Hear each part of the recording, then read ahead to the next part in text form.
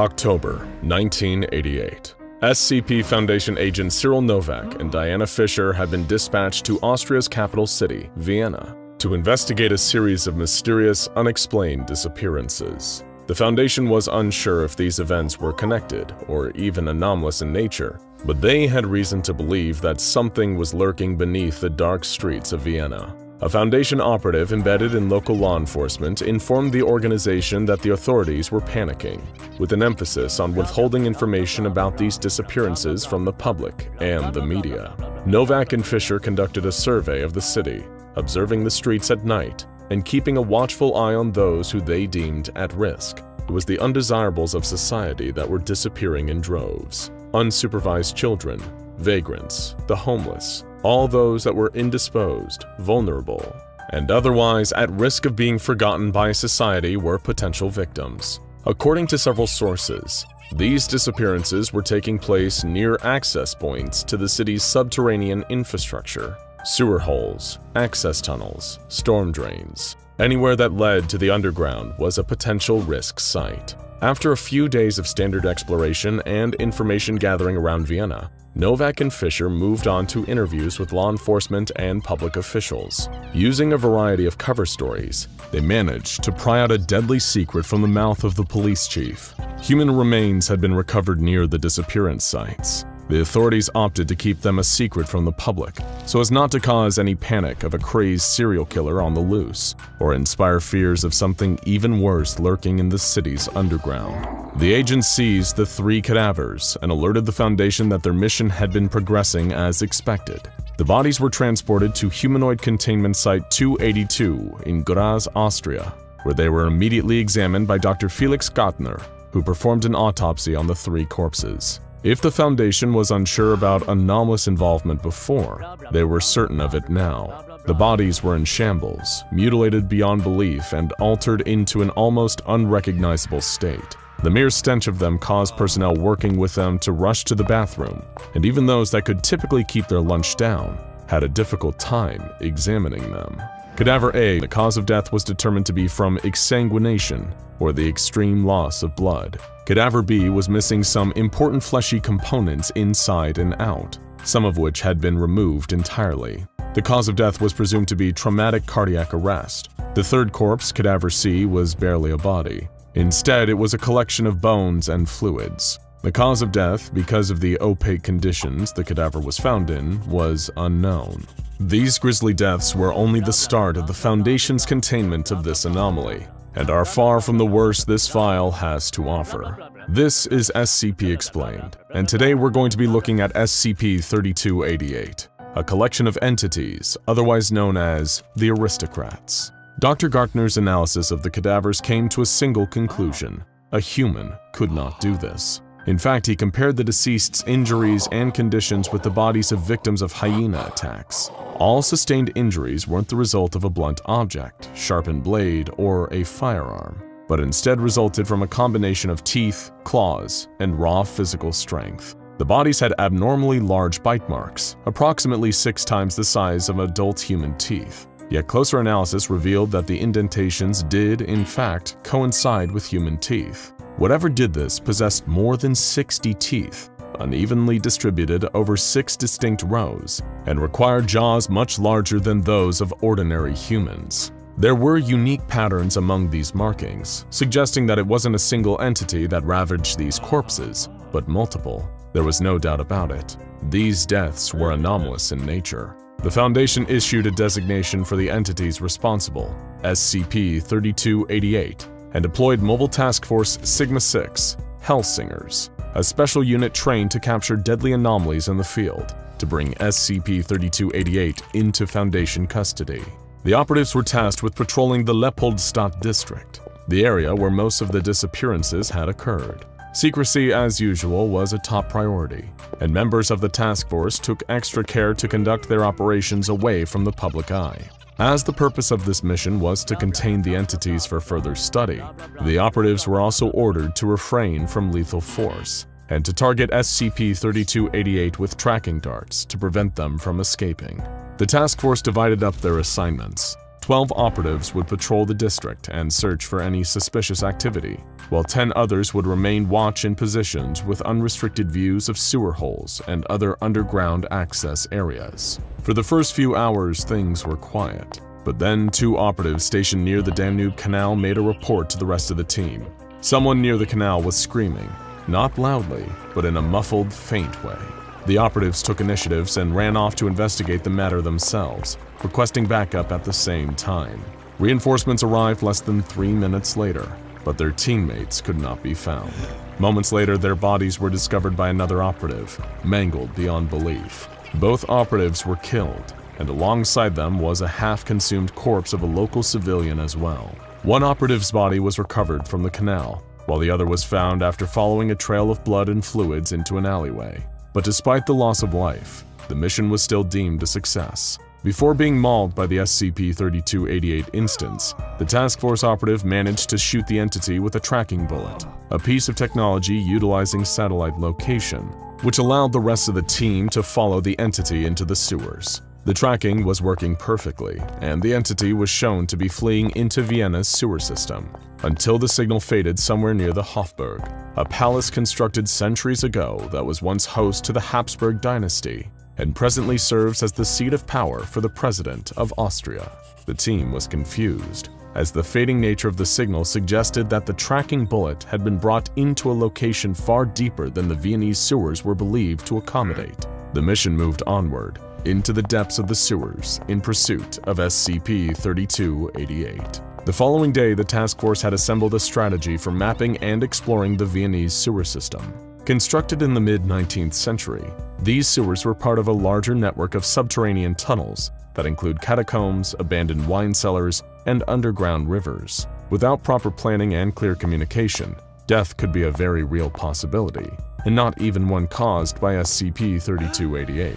The task force was divided into 4 teams of 5, 3 to investigate the sewers and 1 to remain on standby.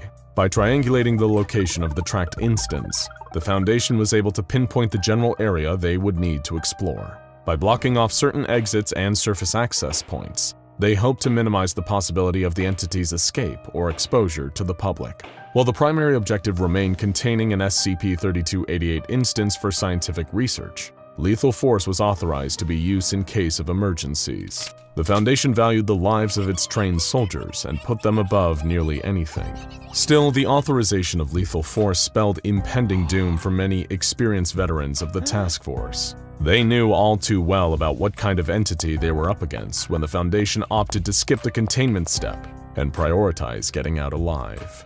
A team of operatives reached their destination safely, but didn't discover anything of significance during their trek through the sewers of Vienna, at least, not at first. After several hours of investigation, they encountered human skeletal remains while making their way through waist-deep sewage. One member of the task force pointed out a loose brick in the wall, and then another did some minutes later.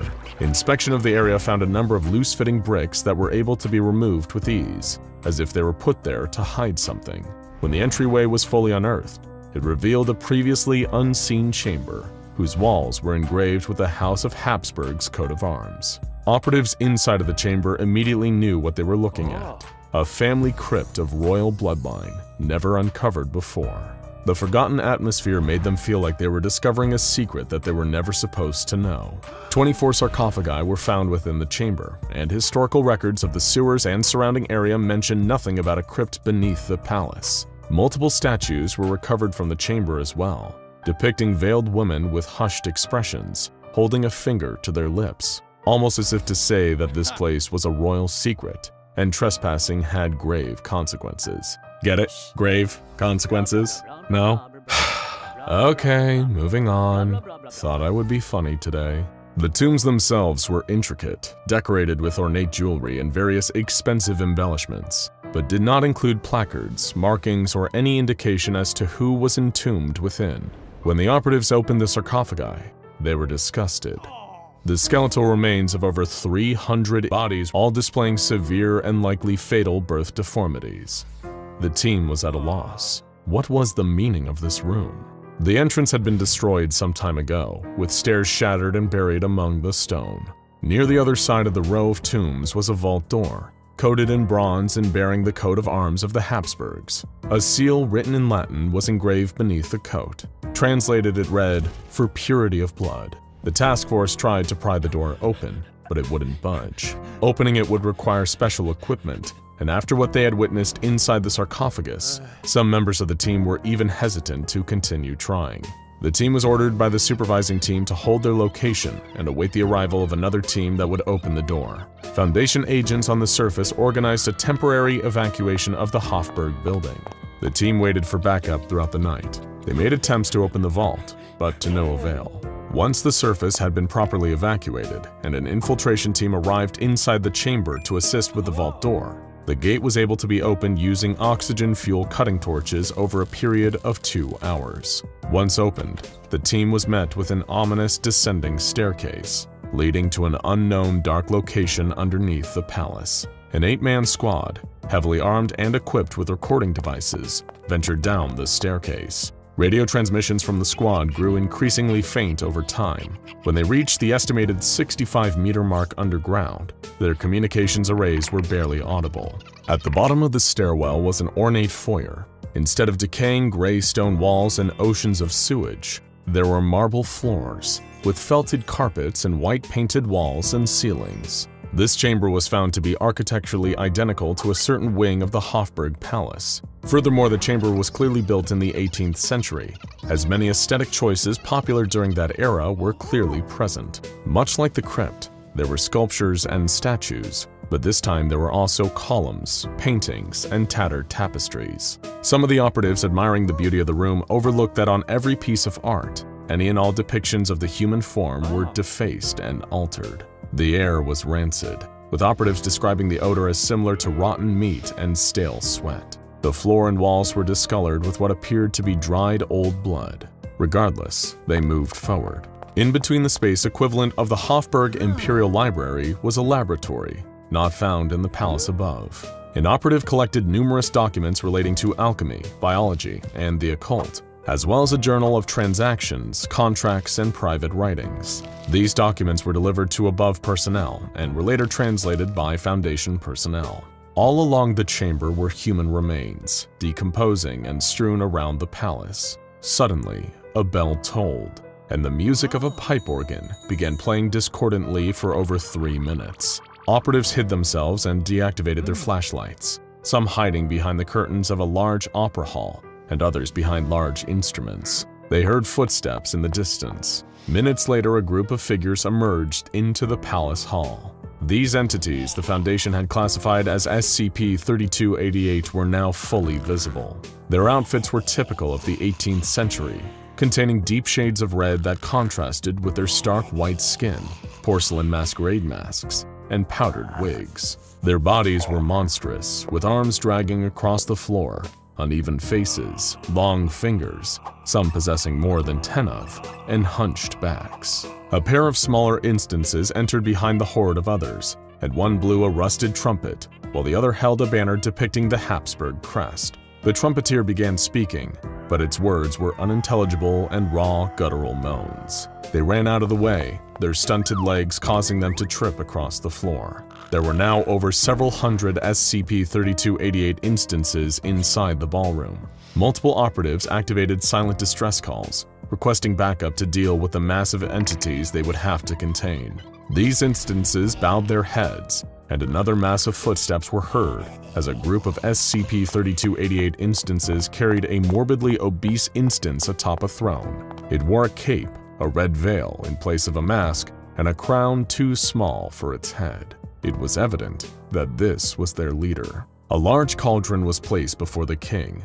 A small instance climbed atop the king's shoulder and lifted the entity's veil to speak to it. The cauldron was uncovered, and the king lurched forward, grabbing the tub and pouring its contents down its massive mouth. Some of the king's disgusting meal spilled from its mouth, revealing a small human child with severe deformities. The SCP-3288 instances roared in applause and began to feast, all while the cacophony of noise brought on by the various instruments inside the ballroom raged on. An operative hiding behind a harpsichord was discovered by an SCP-3288 instance and quickly consumed by it, in the feeding frenzy the entities were engaged in. Still barely alive before being entirely digested by the entity, the consumed task force operative triggered an explosive device from within the entity's stomach. With a look of immediate discomfort, the entity suddenly exploded, taking out several other nearby 3288 instances with the blast. The entities were distraught, and while they were distracted, the task force leapt into action and rendered the remaining SCP-3288 instances not killed by the explosion unconscious using devices loaded with a gas. As Foundation reinforcements arrived, the surviving SCP-3288 entities were contained and moved to Site-282, including the massive king, whose body was transported using a specialized crane. After the removal of all remaining entities, the palace was filled with cement and reburied, with the Foundation making sure that no one would ever discover it again. After the king was contained, Foundation personnel were shocked to discover that the entity could speak. In an interview with the hulking monstrosity, it revealed that its name was Maximilian the Great, a patriarch of the House Habsburg. The entity's eyesight was severely damaged from centuries of living underground, and the Foundation was able to get the king to comply by shining powerful lights in its eyes. The entity was delusional, believing itself still to be inside the palace, and referring to the doctor as nothing more than mere meat, which it wanted to consume. When the doctor was able to convince the king that he too was noble blood, which the king believed due to his unstable mental state, the entity uttered a chilling statement. "We are of the same noble blood, but some are more noble than others. Our bloodline is pure, untainted by outsiders. We do not eat human, we eat peasants. We eat undesirables. We devour life undeserving of life. That is the nature of nobility. What else would be the point?" DNA testing revealed that the king was, in fact, descended from the House of Habsburgs, as all SCP-3288 instances were. But what of the journal entries discovered inside the palace? After translation, the Foundation found that they contained the writings of Leopold I, a Holy Roman Emperor and member of the Habsburg House in the early 1700s. His writings detailed his desire to claim power over the royal family, as well as his fears of an increased number of inbred, deformed members of the Habsburg House. Leopold details meeting a woman of unknown origin who promised him that his family name could live forever. She taught him arcane knowledge involving experimentations of the flesh. Small animals, and eventually humans, were subject to Leopold's disgusting, unholy experiments. Even his mystical teacher became disgusted with what her tutelage had wrought. As payment, she demanded that Leopold cease his reign, deliver his land and wealth to common people, and destroy his various deeds and titles. Leopold refused, and had the woman burned at the stake for witchcraft. Eventually, Leopold's experiments to make his bloodline perpetual resulted in the creation of SCP-3288. Years of inclusive family ties mutated over one another, generation after generation, until a horde of SCP-3288 living underneath the palace and feasting on a diet of human meat were created. For years, the surface Habsburgs catered to SCP-3288's depraved and disgusting needs, providing them with a slew of humans to feast on, and a lavish lifestyle akin to the one lived by the nobility above. One other document revealed to the Foundation that there were multiple hives of SCP-3288 existing throughout Europe.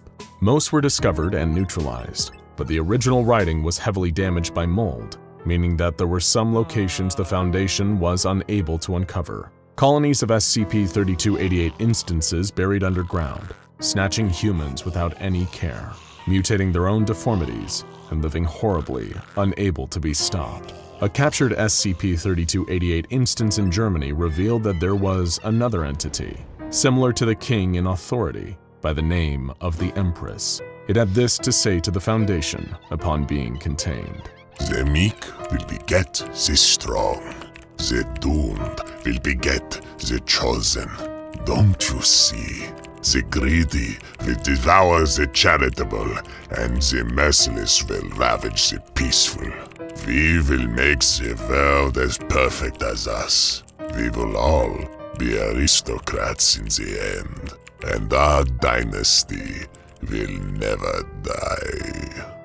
Many children across the English-speaking world grew up hearing Mother Goose nursery rhymes about mice running up clocks, old women living in shoes, and one unfortunate egg by the name of Humpty Dumpty. But have you ever heard the rhyme about the crooked man? Most of us who heard that particular poem remember it like this. There was a crooked man, and he walked a crooked mile. He found a crooked sixpence against a crooked stile. He bought a crooked cat which caught a crooked mouse, and they all lived together in a little crooked house. A little bit odd, but hey, most nursery rhymes are. When have you ever seen a little girl sitting on a tuffet eating some curds and whey? What even is a tuffet? Honestly, what are curds and whey? Let's just move on. Residents of the sleepy English hamlet of Tenby in Oxfordshire hear a more menacing version of the rhyme about the crooked man, sung as a song on playgrounds, shared in hushed tones when the grown-ups aren't listening. It goes like this. There lived a crooked man who made a crooked deal. He kept a crooked cane and his catch in crooked creel. He stole a crooked child who cried a crooked squeal, and that crooked little man was broken on the wheel. It sounds just as inscrutable as any other nursery rhyme, but there is a dark tone to it that seems a bit out of place, especially when you compare it to the other somewhat cheery version. This creepy alternative to the crooked man nursery rhyme seems to only be found in the town of Tenby, and unfortunately for the residents of that town, there is a deadly truth behind its words. Many years ago, the SCP Foundation became aware of a mysterious pattern in this unassuming town. Every 12 years, over a period of roughly 70 days, something horrible would happen to townspeople who happened to be alone and indoors after dark. When they were discovered by a neighbor, a family member, a friend, or even the police, they would be unresponsive, suffering from full-body paralysis, or appearing to be effectively brain-dead. This was not the most unusual aspect of the phenomenon, though. The victims were all grotesquely transformed, their long bones covered in dozens of compound fractures, combined with excess cartilage and osseous tissue. Their limbs would become distended, stretched, and deformed into long, gnarled appendages like the limbs of an ancient tree. One of the recovered victims had a forearm measured at over 2.4 meters long. Another had to be placed in a specially outfitted hospital bed, as his spine and legs had stretched to the point where he was 12.5 meters tall. Local police and doctors alike were left scratching their heads. What had happened to these people? Clearly something horrible had been done to them, but there was no actual evidence of a crime. No one had been murdered, and there was no evidence of forced entry at any of the victims' homes. There was, however, one other piece to the crooked puzzle. Just before a victim was found, their place of residence would visibly degrade and warp, the structure itself breaking in places until portions collapsed in or became slanted. Roofs would tilt at an unsafe angle, chimneys would fold over, and door frames would twist until no ordinary person could pass through them safely. This happened every 12 years for decades, and none of the people of Tenby could do anything about it. In fact, they rarely ever so much as spoke of it, terrified of admitting the truth of their town's curse in so many words. Instead, they spoke about the phenomenon in innuendo, meaningful glances and pleas to keep loved ones company at night, and through a simple children's rhyme. One doctor tasked with treating survivors of the horror decided to do something as the 12-year mark began to approach once more. He reached out to a researcher he had known years ago, a man who specialized in the unexplained, things that modern medicine had no answer for. This man had left medicine behind and was now working for the SCP Foundation. At the time of contact, there were approximately 6 months to go until the phenomenon would begin to strike once more. The Foundation needed to act quickly in order to collect more information and hopefully find a way to stop the terror of Tenby once and for all. With about a month to go until the danger would reappear, a member of D-Class personnel referred to as D-209 was placed in a Foundation-owned house in town. Audio and visual equipment were installed throughout the house in order to monitor it for any anomalous activity and to make sure D-209 remained at his post. For the first month of his stay, D-209 did not experience anything unusual. He spent his time drinking tea, baking pies, and catching up on his reading. He even thanked the Foundation for the unexpected staycation. Unfortunately, on his 43rd day in Tenby, things changed. As D209 sat in bed reading a novel by the lamplight, the camera feed in the living room began to glitch. A vertical distortion appeared with a jagged pattern that began to make its way across the room from the front door. It was as if something was coming inside, but the camera could not pick up its image. The distortion continued through the hallway until the camera placed there cut out entirely. D209 suddenly closed his book as the sound of scratching came from the floor below. He began to slowly climb out of bed, listening for further sounds as the entity continued to make its way through the house toward him. Movement was apparent on the video feed, but there was too much interference for any image of the creature to be made out. D209 froze in his tracks as he heard footsteps, slow and certain, coming up the stairs toward him. He ran to the window, attempting to pry it open and make an escape, but it would not budge. With increasing desperation, he grabbed his bedside lamp and threw it at the window, attempting to shatter the glass. The lamp broke apart, but the window remained stubbornly intact. As he scrambled for an escape route, something knocked at his bedroom door. D209 called out toward the door. "Who is it? Who's there?" But there was no response. "Identify yourself!" Still, whatever stood on the other side said nothing. Holding the remains of the lamp in one hand as a makeshift weapon, D209 slowly reached for the doorknob and opened the door. With a sudden pop, every light bulb in the vicinity burst, including Foundation-provided floodlights positioned outside of the house. There was the sound of snapping and then an agonized scream. The camera adjusted to the lack of light in the room, allowing for a clear image of D209. He was wailing and holding his right arm, which appeared to be broken just above the elbow. The arm began to stiffen and elongate, indicating impossibly fast bone growth. "Screw this! You're not taking me! I'm getting out of here alive!" he yelled, running down the hallway. He collapsed as another snapping sound echoed throughout the hall. "My leg's broken! Send help, please!" He called to someone, anyone who might be watching the feed. Slowly, painfully, he pulled himself to his feet. He lifted his right arm to the camera, showing that it had been broken again below the elbow, pointing in the opposite direction of the first break. "What are you doing? Help me!" he screamed. It doesn't even hurt anymore! That can't be right! I don't know what's happening to me!" As he continued to yell at the cameras, he limped towards the stairs, attempting to make his way down to the first floor. He missed a step, lost his balance, and fell all the way down. 12 loud snaps were heard as he went. When he landed on the ground, his bones were broken in several other places, only to be immediately set where they had broken as he screamed. He dragged himself into the living room, battling against his own body, which had become something foreign to him. His arms were growing longer, now around 2 meters long, and his legs stretched out of the camera's view, presumably into the hallway. Suddenly, he stopped crawling, his eyes widening. "No, no, no, no," he whimpered before suddenly being dragged backwards out of the camera's view. Due to the presence of the entity interfering with the cameras, all visibility was lost at this point. There was, however, still a live audio feed. The microphones picked up an hour of snapping and screaming until D209 eventually went quiet. Then, all that could be heard was a wet, sucking sound, followed by a thumping.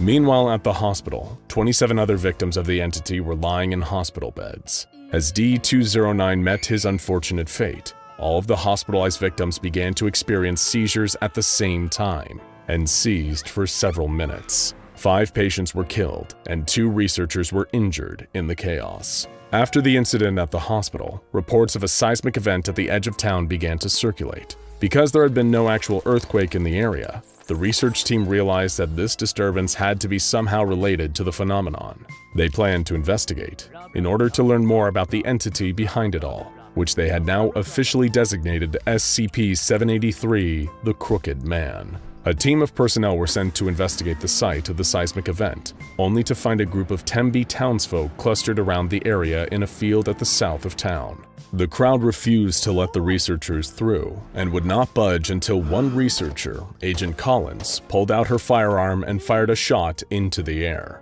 The sound frightened the crowd, and they realized this mysterious foundation really meant business. Where the crowd had been, Agent Collins could see toes, unnaturally long, crooked toes, poking up out of the ground. They were going to need some help. and a lot more shovels to uncover this mystery. By the next day, a dig team had uncovered a mass grave filled with victims of SCP-783. There were dozens of elongated bodies spread throughout the 5-meter-wide hole, stacked on top of each other with their heads facing down and their arms outstretched towards the bottom of the pit. Their limbs had grown around each other, twisting together to the point where they could not be removed one at a time. While trying to collect a tissue sample from one of the bodies, researcher Singer lost his balance as the ground beneath him gave way and he fell. He attempted to find a foothold and climb back up, but fell through the gnarled arms and down into the pit. Thinking quickly, Agent Collins grabbed a rope and tied it around her waist. She would lower herself down into the grave and would signal when she was ready for them to pull her out. Agent Collins descended into the pit, over 20 meters down, before she signaled for the team to pull her back out. Then she told them what she had seen. There was something down there, the entrance to another location beneath all of the bodies. Someone asked if there was any sign of researcher Singer. Collins shook her head, face growing pale. She hadn't seen him down there. He was gone. Agent Collins was granted a temporary leave of absence, and a D-Class, D-2172, was selected for further exploration of the anomalous mass grave. He was outfitted with a retractable harness, communication and video equipment, as well as a photoionization detector, a Geiger counter, a basic survival kit, a firearm, and ammunition. D-2172 was then lowered into the pit via a crane. After 12 meters of descent, there was no longer any visible light inside the pit, and D-2172 switched on his headlamp. A few moments later, D-2172 began tugging on the tether, demanding to be lowered more quickly. When asked why, he insisted, "Someone just touched my back." At 18 meters down, D-2172 began to feel a sense of confusion and dizziness, unable to tell which direction he was going. At this point in the pit, gravity had inverted, forcing D-2172 to climb upward in order to continue moving down as he crossed into another world. There was daylight visible here again, as D-2172 climbed out from within the mass of bodies. There he found a seemingly identical version of the town of Tembe. He was instructed to take soil samples, and the monitoring researcher noticed something odd on the video feed. There were marks in the dirt around the grave that appeared to have been made by fingers pulling across the ground. They decided not to relay this to D-2172. After the soil samples came up normal, D-2172 was instructed to walk to a nearby cottage and look for any sign of the missing researcher Singer. He knocked on the door, and with no answer let himself in. He saw no one inside and began to walk through. In the bedroom on the wall, there was a charcoal sketch of a humanoid figure holding a staff of some kind. Command ordered him to approach the drawing, but he protested, saying he felt incredibly uncomfortable looking at it. He relented and began to approach, but as he did, the quality of the video feed began to degrade until it was filled with static. D-2172 was then permitted to leave the cottage and further explore this copycat village. While walking further into the village, D-2172 spotted a work boot on the ground. He picked it up and found it was a match for the one researcher Singer had been wearing. He followed the path to another house, the door of which was wide open. He walked inside to find signs of a struggle, an overturned couch and table, a hole in the wall, the broken pieces of a lamp scattered on the floor. The kitchen was just as much of a mess, and as he investigated it further, he found a pool of blood on the floor, with significant blood splatter on the walls and counter. It looked like someone had been attacked with a weapon, likely a knife. Indeed, as he looked, D-2172 spotted a butcher's block with only one empty slot, the one that should have held a meat cleaver. The investigation led him to a locked door, covered in scratches. He broke it down and nearly fell down the stairs into the darkened basement. Instructed to head down into the basement, D-2172 switched on his headlamp, drew his weapon, and descended into the darkness. The basement was empty except for a bloody meat cleaver and a piece of pant leg caught inside an exhaust vent leading out of the house. The pants resembled those worn by Singer before his fall. D-2172 peered into the vent for a closer look, but was startled by the sight of something scuttling out of sight. Whatever it was fleshy, and it was not something he cared to see more of. D-2172 continued on his expedition, walking north and away from the town limits of Tembe. Somehow, in spite of this, he wound back up at the south side, where he had emerged from the pit. But something was different. There were no bodies, no open grave, and no tethered harness that he had taken off when he climbed out. He was trapped. The harness had not been retracted, so where had it gone? Command could not determine its exact location, but proposed that D-2172 had entered another anomalous area and was not, in fact, back where he started. He was instructed to follow the road back, retracing his steps until he wound up at the pit again. As he walked, he commented that he had not yet seen a single living thing in this place. Then, as he heard the sound of rustling leaves, he turned toward it to find the corpse of an SCP-783 victim. He turned back to continue on his way, only to see another victim sprawled across the road. He drew his weapon then, listening as the rustling began again. He spun around to look at the body behind him and found that it had stretched longer, growing closer to him. Behind him, the other body began to snap as well. He turned to fire his weapon and saw that this other body had stretched its neck, its head at eye level, only a meter away from his own face. He fired several rounds, but the corpse did not respond. Ignoring orders, D-2172 took off running into the woods, leaving the road behind. He stopped to catch his breath, sat down, and reloaded his firearm. After eating a quick MRE and informing command of his whereabouts, he set back off on his journey through the forest. After 14 minutes of walking, he began to feel movement under the ground. Short, sharp bursts of motion reverberating through the earth. He could also hear a thumping sound coming from beneath him. On the video feed, Command saw what appeared to be a silver birch tree lifting out of sight, then dropping down back into the forest, shaking the ground on impact. D-2172 was instructed to approach the object, as Command quickly realized that this was no tree. As he approached, another similar object landed near him. He fired his weapon at it, and blood began to dribble from the wound, a scream ringing out high above him. Not knowing what else to do, he ran as fast as he could, begging for help from Command, for someone to do something to get him out of there. As D-2172 ran out of the forest, making his way back to town, another one of the long, pale objects knocked him onto his back. He looked up, now able to see what it was without the trees in his way. When he saw it, he couldn't help but scream. It was Researcher Singer, or at least it had once been Researcher Singer. He had become something else, something unthinkable. His body was up in the sky, balancing on enormous, impossibly long fingers. The creature that had once been Singer shrieked, lifting a finger and preparing to bring it down on D-2172.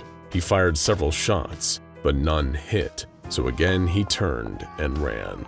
He reached the main road and kept running, tasting bile in the back of his throat and feeling his lungs begin to burn. He couldn't stop.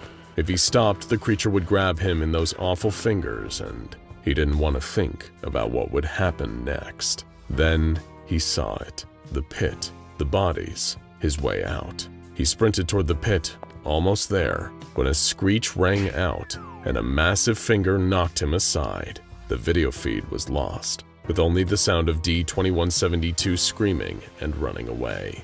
After this, D-2172 was considered lost, and attending researcher Dr. Peterson ordered that the team pull his harness back out. Agent Collins protested, saying they had no evidence of D-2172's death. Peterson relented, and they waited for the signal. Eventually, it came. 2 tugs on the tether, D-2172 asking to be pulled out. But when they pulled the tether, an empty harness emerged. Something was caught on it, holding it in the pit as the team tried to draw it out. It was D-2172's hand, gripping the harness as hard as it could. The harness broke free from his grasp, and his hand flailed, searching for his chance at escape. Another D-Class rushed to help, grabbing a hold of 2172's hand. Another D-Class joined in, along with Dr. Lafayette and Private Aoude, and the group worked together to pull the fallen man from the pit. Only as they pulled,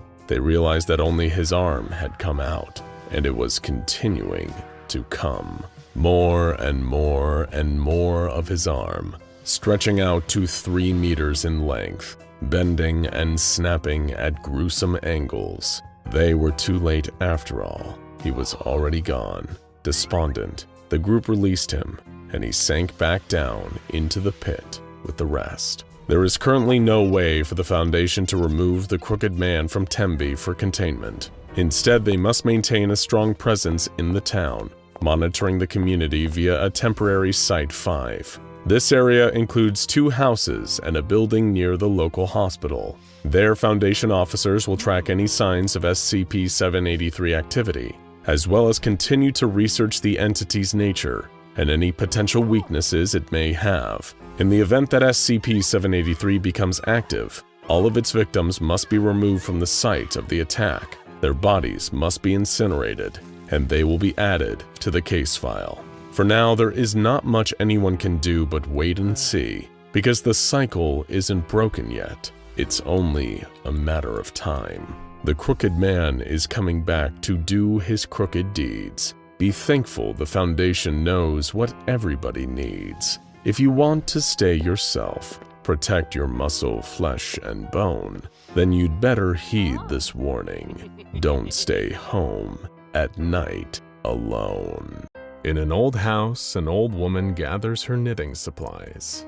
This is a special project for a little boy named Tommy she loves dearly. She knits furiously, and soon the mix of cotton, synthetic fiber, and cloth of every color turn from raw materials into something else. A teddy bear. She puts the finishing touches on the bear. This is a very special bear, after all, and sends the patchwork bear off to its destination with a red Get Well card. The card is labeled Kairos the Bear, and inside she writes a personal note. To Tommy, because only time can mend all wounds. Love, Grammy. But this package of love would never reach its destination. SCP-2295 was found at the site of a crashed mail truck, and it looks exactly like a standard handmade teddy bear, with one difference. On the left side of its chest, just under its jaunty tan bow, it wears a heart-shaped pin, but not a standard cartoon heart. This is a disturbingly realistic, anatomically correct pin of a heart organ. And that's because SCP-2295 has a specific purpose, and it's one that has everything to do with actual human organs. SCP-2295 spends most of its time completely inert, spending its days as just another cuddly stuffed toy. Tests performed on the toy revealed that it had no unusual properties, and seems to be a normal handmade keepsake. That is, until someone is injured in its presence. Not any injury will do.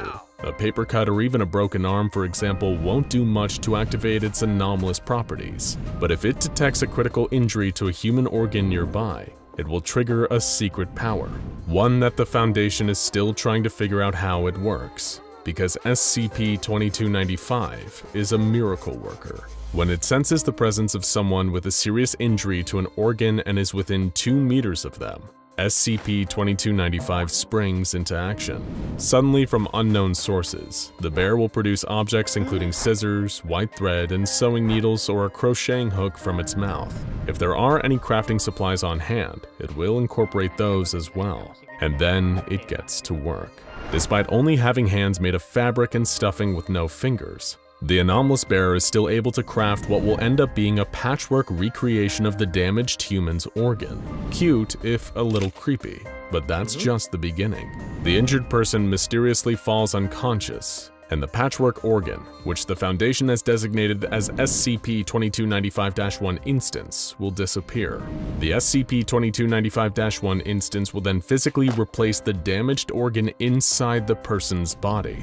It's unknown how this happens. The patchwork organ will simply appear inside of their body, taking the place of the original lung or kidney, or whichever organ was failing. It's unknown where the original organ goes to, since it seems to just disappear as soon as the 2295-1 instance takes its place. Surprisingly, having this new cotton-stuffed heart or liver does not seem to cause any harm, and in fact it works exactly like the real thing. There are never any of the usual issues that come with a transplant, like the risk of it being rejected by the body, as the organic tissue seems to have no issue connecting with the organ, and treating it like it was there all along.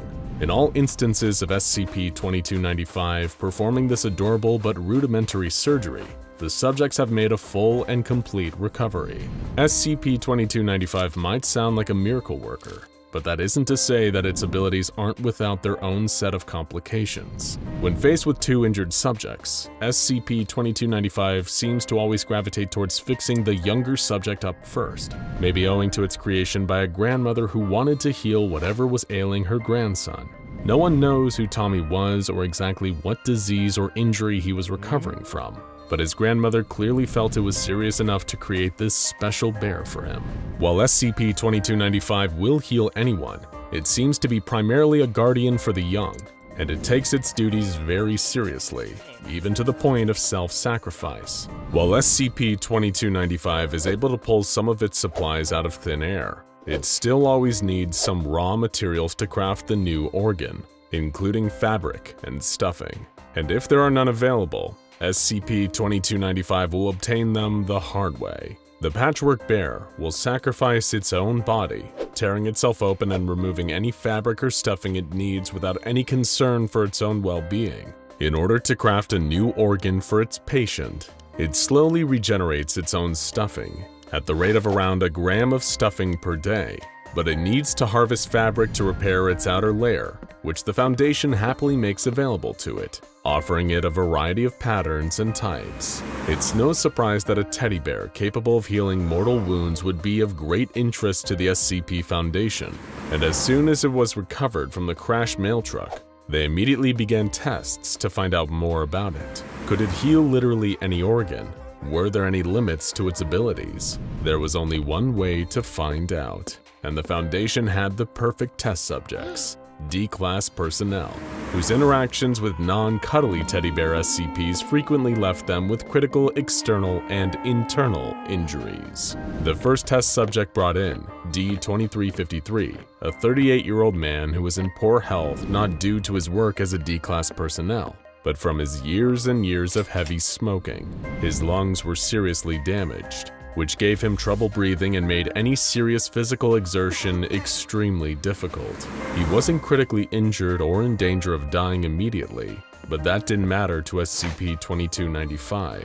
D-2353 quickly passed out, and the bear sprang into action. It proceeded to take two textile swatches, one black and one red, and create a pair of fabric lungs which it installed in the patient. When he awoke, D-2353 found he had full healthy lung function again, as if he never picked up his deadly habit. But now the Foundation researchers needed to know how SCP-2295 would do with even more complicated ailments.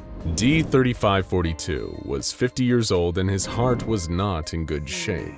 Not only did he have a serious case of atherosclerosis, which is a disease where cholesterol plaque builds up and blocks blood flow and can put you at serious risk of a heart attack, but he also had an irregular heartbeat. This D-Class was in bad shape, but that was no problem for SCP-2295, who took a collection of different colors of yarn and a crochet hook and created a plushy heart. Just like the lungs had acted as if they were completely regular organs, after the heart anomalously ended up inside the man's chest, it began to beat normally and performed all the complicated functions of a human heart. But there was one detail that shocked the onlooking doctors. Before the yarn organ had vanished, the doctors had seen that it was beating.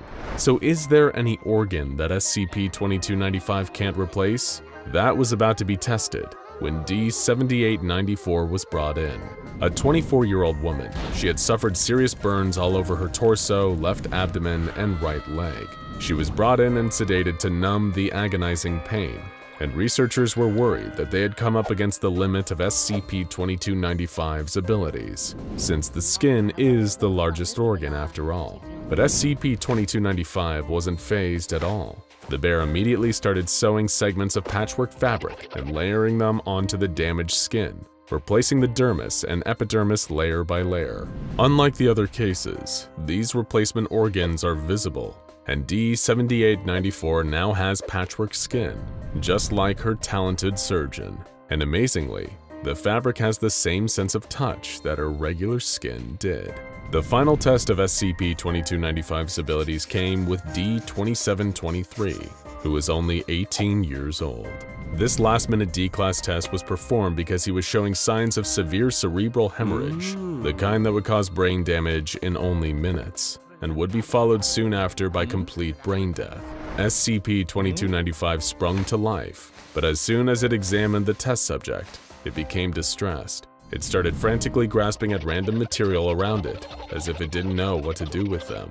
Then it reached inside itself and provided a large chocolate bar, which it offered to the subject, sadly to no effect. It then seemed to admit defeat as it grabbed tightly onto the subject's leg. Observers reported that it was leaking a tear-like solution from its small knitted eyes as it embraced the dying D-Class in his final moments. Sadly, it seems that the human brain is the one mystery that even SCP-2295 can't solve. SCP-2295 appears to pose no threat to anyone and was classified as safe after testing. It is inactive when not in the presence of an injured person, and has never displayed hostile instincts when active. The Foundation determined that it should be stored in a standard containment locker in Site-37, where it can be kept safely until it's needed for tests or to repair an injured SCP personnel. Access is limited to those with Level 3 or higher security clearance, and any contact with the bearer is highly regulated. But there is one element of SCP-2295's existence that continues to worry Foundation staff. SCP-2295's full origins and the grandmother who crafted it are unknown. The note it was found with is the only clue as to where it may have come from, but there are plenty within the Foundation who are suspicious of the veracity of this letter, and they have good reason not to be too trusting. Because another bear with similar abilities exists, and it is distinctly less benevolent than SCP-2295. SCP-1048 is also a teddy bear, but it is capable of moving on its own and communicating through gestures at all times. It was initially allowed to wander around independently, and seemed to make its home at Site-24 a happier place, but then it began to display its own crafting abilities. SCP-1048 is able to craft duplicates of itself, and while the original was seemingly harmless, the ones it made were not. These similarly shaped bears were made of disturbing materials and were extremely hostile towards any humans they encountered. The first, SCP-1048-A, was made entirely out of human ears, and when it shrieked, it caused anyone nearby to generate ear-like growths all over their bodies, eventually causing them to suffocate. The creature disappeared, and an on-site researcher was found to be missing an ear. The creations of SCP-1048 only got stranger and deadlier from there. SCP-1048-B was found in the site's cafeteria, where it was moving around in a halted, jerky fashion.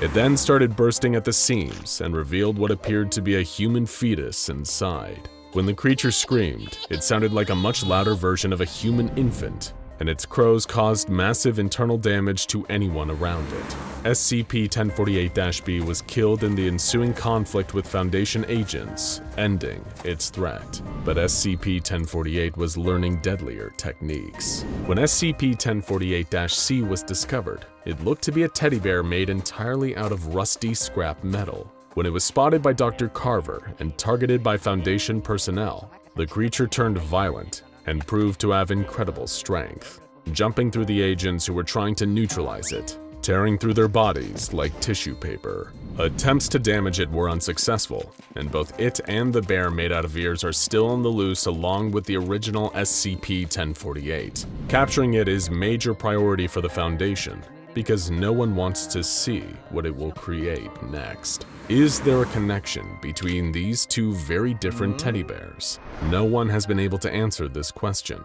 The origins of SCP-1048 are unknown, and so is any connection to the mysterious grandmother who may have made Kairos the bear, but their abilities are similar, with both able to craft living objects out of seemingly any material. They just have very different ideas as to what a good use of their crafting abilities are. It is fortunate that an anomaly as potentially powerful as SCP-2295 seems to only want one thing: to help those in need, especially those who are the most vulnerable. The creature let out an unmistakable squeal of rage as stimulus Y-835 took effect. Dr. Christensen pressed his face up against the glass, eager to see the results. It had to work this time. It simply had to. He was certain that this attempt would make all the other failures worth it, and he'd once again prove the Foundation's faith in him to be well placed. SCP-5683 shrieked a loud, insect-like sound that would have normally made the blood run cold of anyone that heard it. But to Dr. Christensen, it was like music, a monster's dying fanfare to mark his success. Soon he'd be the researcher who neutralized not one, but two tenacious, highly adaptable anomalies. The senior researcher could feel his heart racing as the deadly giant spider started to twitch, then burst into two identical entities. The pair of arachnid anomalies had reacted much like the results of the tissue sample tests conducted earlier, dividing into two separate organisms. Christensen held his breath. The tissue samples had destroyed each other, attacking and injecting the other with lethal doses of venom. Surely, he reasoned, duplicating SCP-5683 into two would have the same result. His heart sank as he watched one of the spider creatures, the duplicate, perish almost immediately. As it often did when presented with human prey, SCP-5683 attacked using its mandibles and impaled its copy with its front legs to pin it in place. The clone had bitten back, with Dr. Christensen already knowing that would have granted SCP-5683 an immunity to its own venom. Its powers of adaptation were fiercely, frustratingly efficient, and nothing demonstrated this more than the intense reaction from the man tasked with destroying it. Dr. Christensen hurled the nearest object, a coffee mug, at a glass window of the observation room, overlooking the test chamber. He pounded his fist against the glass, hardly with the required force to cause damage, but enough to send pain shooting down Christensen's wrist, which then nestled in his forearm, a reminder that the experiment, like the others, had failed. "Why can't I destroy you?" he muttered through clenched teeth, looking with hatred at the enormous spider in the chamber below. The directive had reached him the day immediately after New Year's Day 2020, and straight from a member of the O5 Council no less. Their message expressed how impressed the Council was with Dr. Christensen's success with the Doomsday Clock project, and how favorably his name had been mentioned in Council meetings. This boded well for the ambitious Foundation doctor. He'd been hoping to snag the director position at Site-04 now that Director Bray had retired. But there was one more test from the O5 Council. They wanted Dr. Christensen to use the knowledge garnered during his previous success to solve the SCP-5683 problem. If he could successfully complete that assignment, it would be his ticket to being promoted. With the comfy role of site director and all its perks in mind, Dr. Christensen accepted the assignment from the Council to deal with SCP-5683. SCP-5683 was quite the beast, not an anomaly for those with intense arachnophobia. The huge spider-like organism was extremely hostile towards humans and had to be kept in a constant state of medical sedation.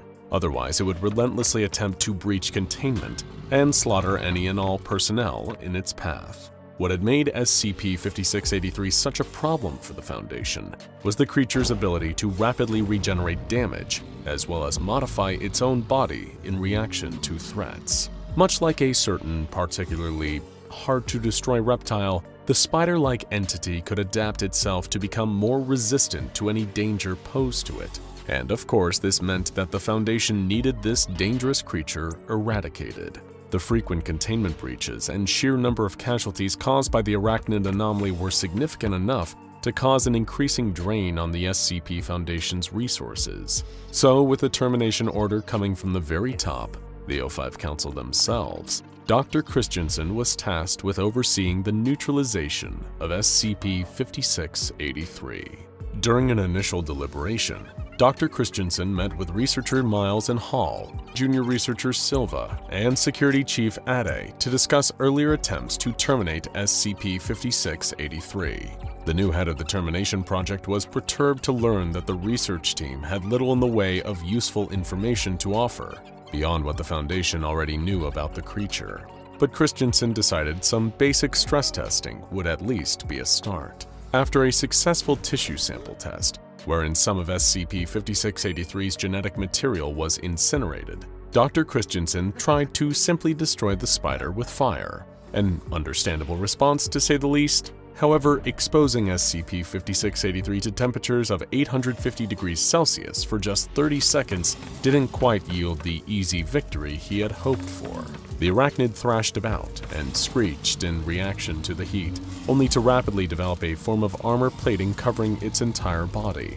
The armor was comprised of an unknown, unidentifiable substance, but it was enough to prevent SCP-5683 from combusting. Reconvening with the rest of the team, Dr. Christensen hid his pride, assuring everyone he was just trying to establish a baseline during the previous test. Of course, he hadn't believed that terminating SCP-5683 with fire would be a success, or so he claimed, hiding how much he'd longed for an easy solution so he could snatch up the vacant Site-04 director position. But to ensure the others, Christensen explained that he'd requisitioned some anomalous materials from the O5 Council that they'd be using in their next termination attempts. Nothing that was anomalous enough to require containment, but toxic enough that they presented a few options for destroying SCP-5683. Just for logging purposes, sir, may I inquire about the specific substances we're shipping in? Junior researcher Sylvia had asked. Of course, Y220, Y835, and Y43. Dr. Christensen quickly recounted them all from memory.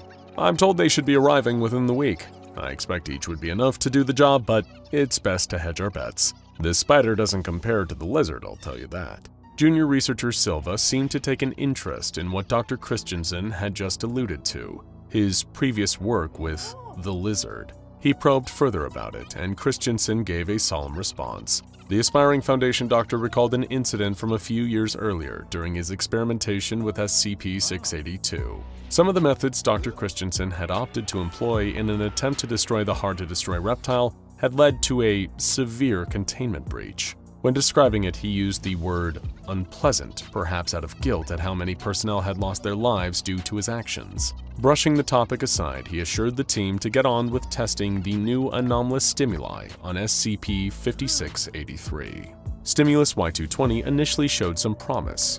During a tissue sample test, it successfully converted part of SCP-5683 into glass, which then violently exploded, leaving nothing behind. But attempts to use it to neutralize the creature itself quickly quashed those promising results. Within 9 seconds of being exposed to Stimulus Y220, SCP-5683's body rapidly turned to glass. Around 80% of its arachnid mass proceeded to explode, shattering in all directions, sending clear shards showering over the testing chamber. As he watched, Dr. Christensen allowed himself to believe that this was mission accomplished, that he'd successfully terminated SCP-5683. But his celebration was premature. The spider quickly began reconstituting itself, its body regenerating within the space of 30 seconds. After testing with both stimuli Y220 and Y835, Dr. Christensen's frustration seemed to be increasing with each failed attempt. He knew his promotion was within reach, and as far as he could remember, he'd done good work with damaging SCP-682. Why should eradicating this anomalous spider be any different? However, it was a test with stimulus Y436 that enraged the ambitious doctor. Expecting the anomalous stimulant to turn SCP-5683 into a fine mist, Christensen watched as the creature's body vanished, literally vaporizing, changing states of matter to little more than water in the air. Suddenly, every light in the facility powered off, plunging the testing chamber into darkness. When the lights came back on, SCP-5683 was standing on all 8 legs, right where it had been missed only 3 seconds earlier. The research team had gathered for another mediation, and Dr. Christensen's anger still hadn't subsided. He kicked a chair to emphasize his frustration, alarming junior researcher Silva, who urged him to calm down. After eventually cooling his temper, Christensen made an announcement that caused even greater concern to spread amongst the team. I'm requisitioning Y910. Researcher Halls and Researcher Miles objected, trying to get Dr. Christensen to realize that the course of this action was excessive, overkill even. But Christensen disregarded them, standing by his latest method for terminating SCP-5683. The Global Occult Coalition had previously used Y910 to poison gods. He felt sure that it would work on one anomalous giant spider. His time was running short. Dr. Christensen was aware that any day now, the O5 Council would be appointing a replacement director of Site-04, and he wanted that promotion. And he didn't seem to care what corners he cut and what risks he took to get there, even if it meant endangering his research personnel. Dr. Christensen declared that in order to save time, he would be bypassing tissue samples to test for termination attempts. The longer it took to terminate the anomalous arachnid, the more his window of opportunity closed, and the further the director position slipped from his fingertips. Accepting full responsibility for the reckless decision and anything that might go wrong, Dr. Christensen wanted to use Stimulus Y910 directly on SCP-5683. He urged the research team to make the necessary preparations, unaware of what his decision would lead to and the chaos it had already caused. The test was catastrophic, so much so that it caused a containment breach. With SCP-5683 loose and scuttling about the facility on its multiple legs, Dr. Christensen and Junior Researcher Silva were forced to rush to the secure bunker on site for safety. Christensen was in a state of panic until he noticed something, and not for the first time either.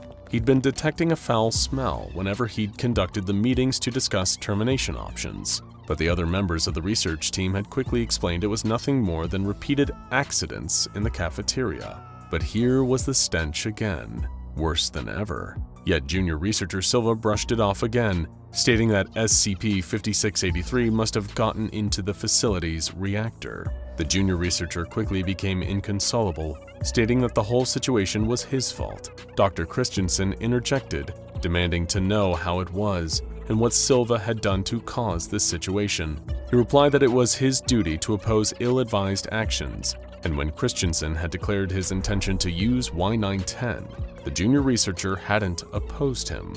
Shifting the blame from himself onto his subordinate, Dr. Christensen chastised Silva over how many personnel had died because of the junior researcher's refusal to do his job, ignoring that it was Christensen's own ambitions that had led to the current chaos. Refusing to be made a scapegoat, Dr. Christensen vowed to pin the full culpability for SCP-5683's containment breach onto junior researcher Silva, saying he'd tell the O5 Council the so-called truth about what had happened.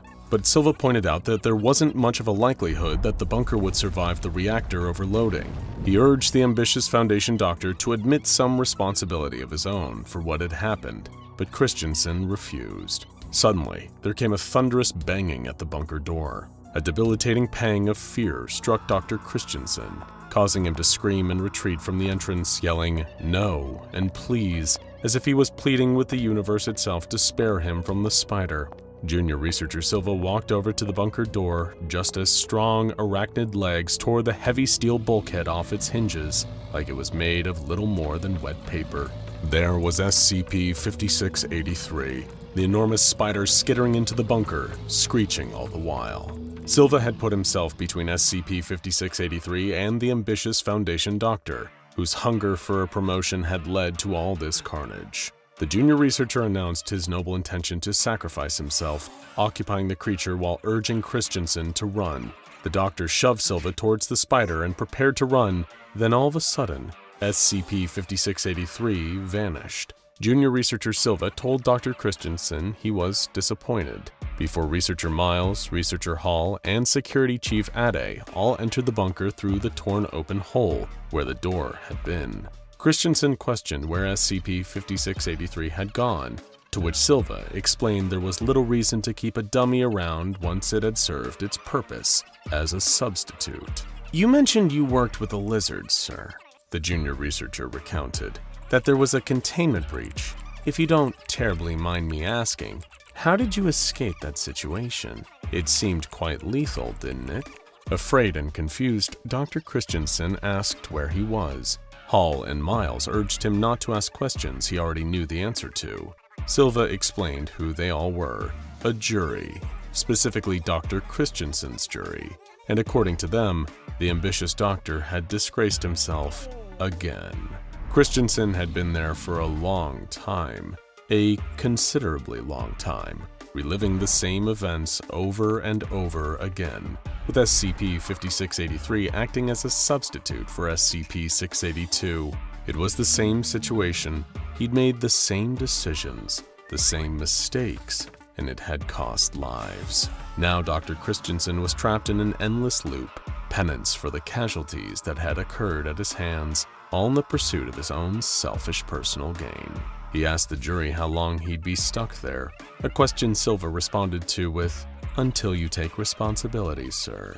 Immediately, Dr. Christensen tried to admit that this all had been his fault, but he didn't mean it. Not really. He hadn't accepted blame. He just wanted a quick and easy way out of the loop, and the jury of his deceased personnel knew it. Christensen ran for the door in the hopes of escaping his fate. Futile as his chances were, a black iron chain appeared from around the corner and wrapped itself around the overambitious doctor's throat. Ignorant of his pleas for forgiveness, saying he was sorry wouldn't bring back the people who died in service of his aspirations to becoming a site director. The chain dragged Dr. Christensen through the facility at such a speed that he collided with every wall and every corner as he turned sharply, being pulled along the floor. But that and the walls quickly crumbled away, revealing a sight that made Dr. Christensen start screaming that it wasn't his fault, and he never really stopped. What followed involved a great deal of blood and fire.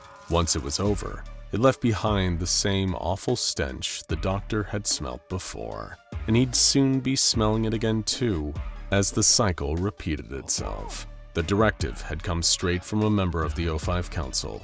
They were impressed with Dr. Christensen, and the ambitious Foundation doctor had been hoping to snag a director position at Site-04.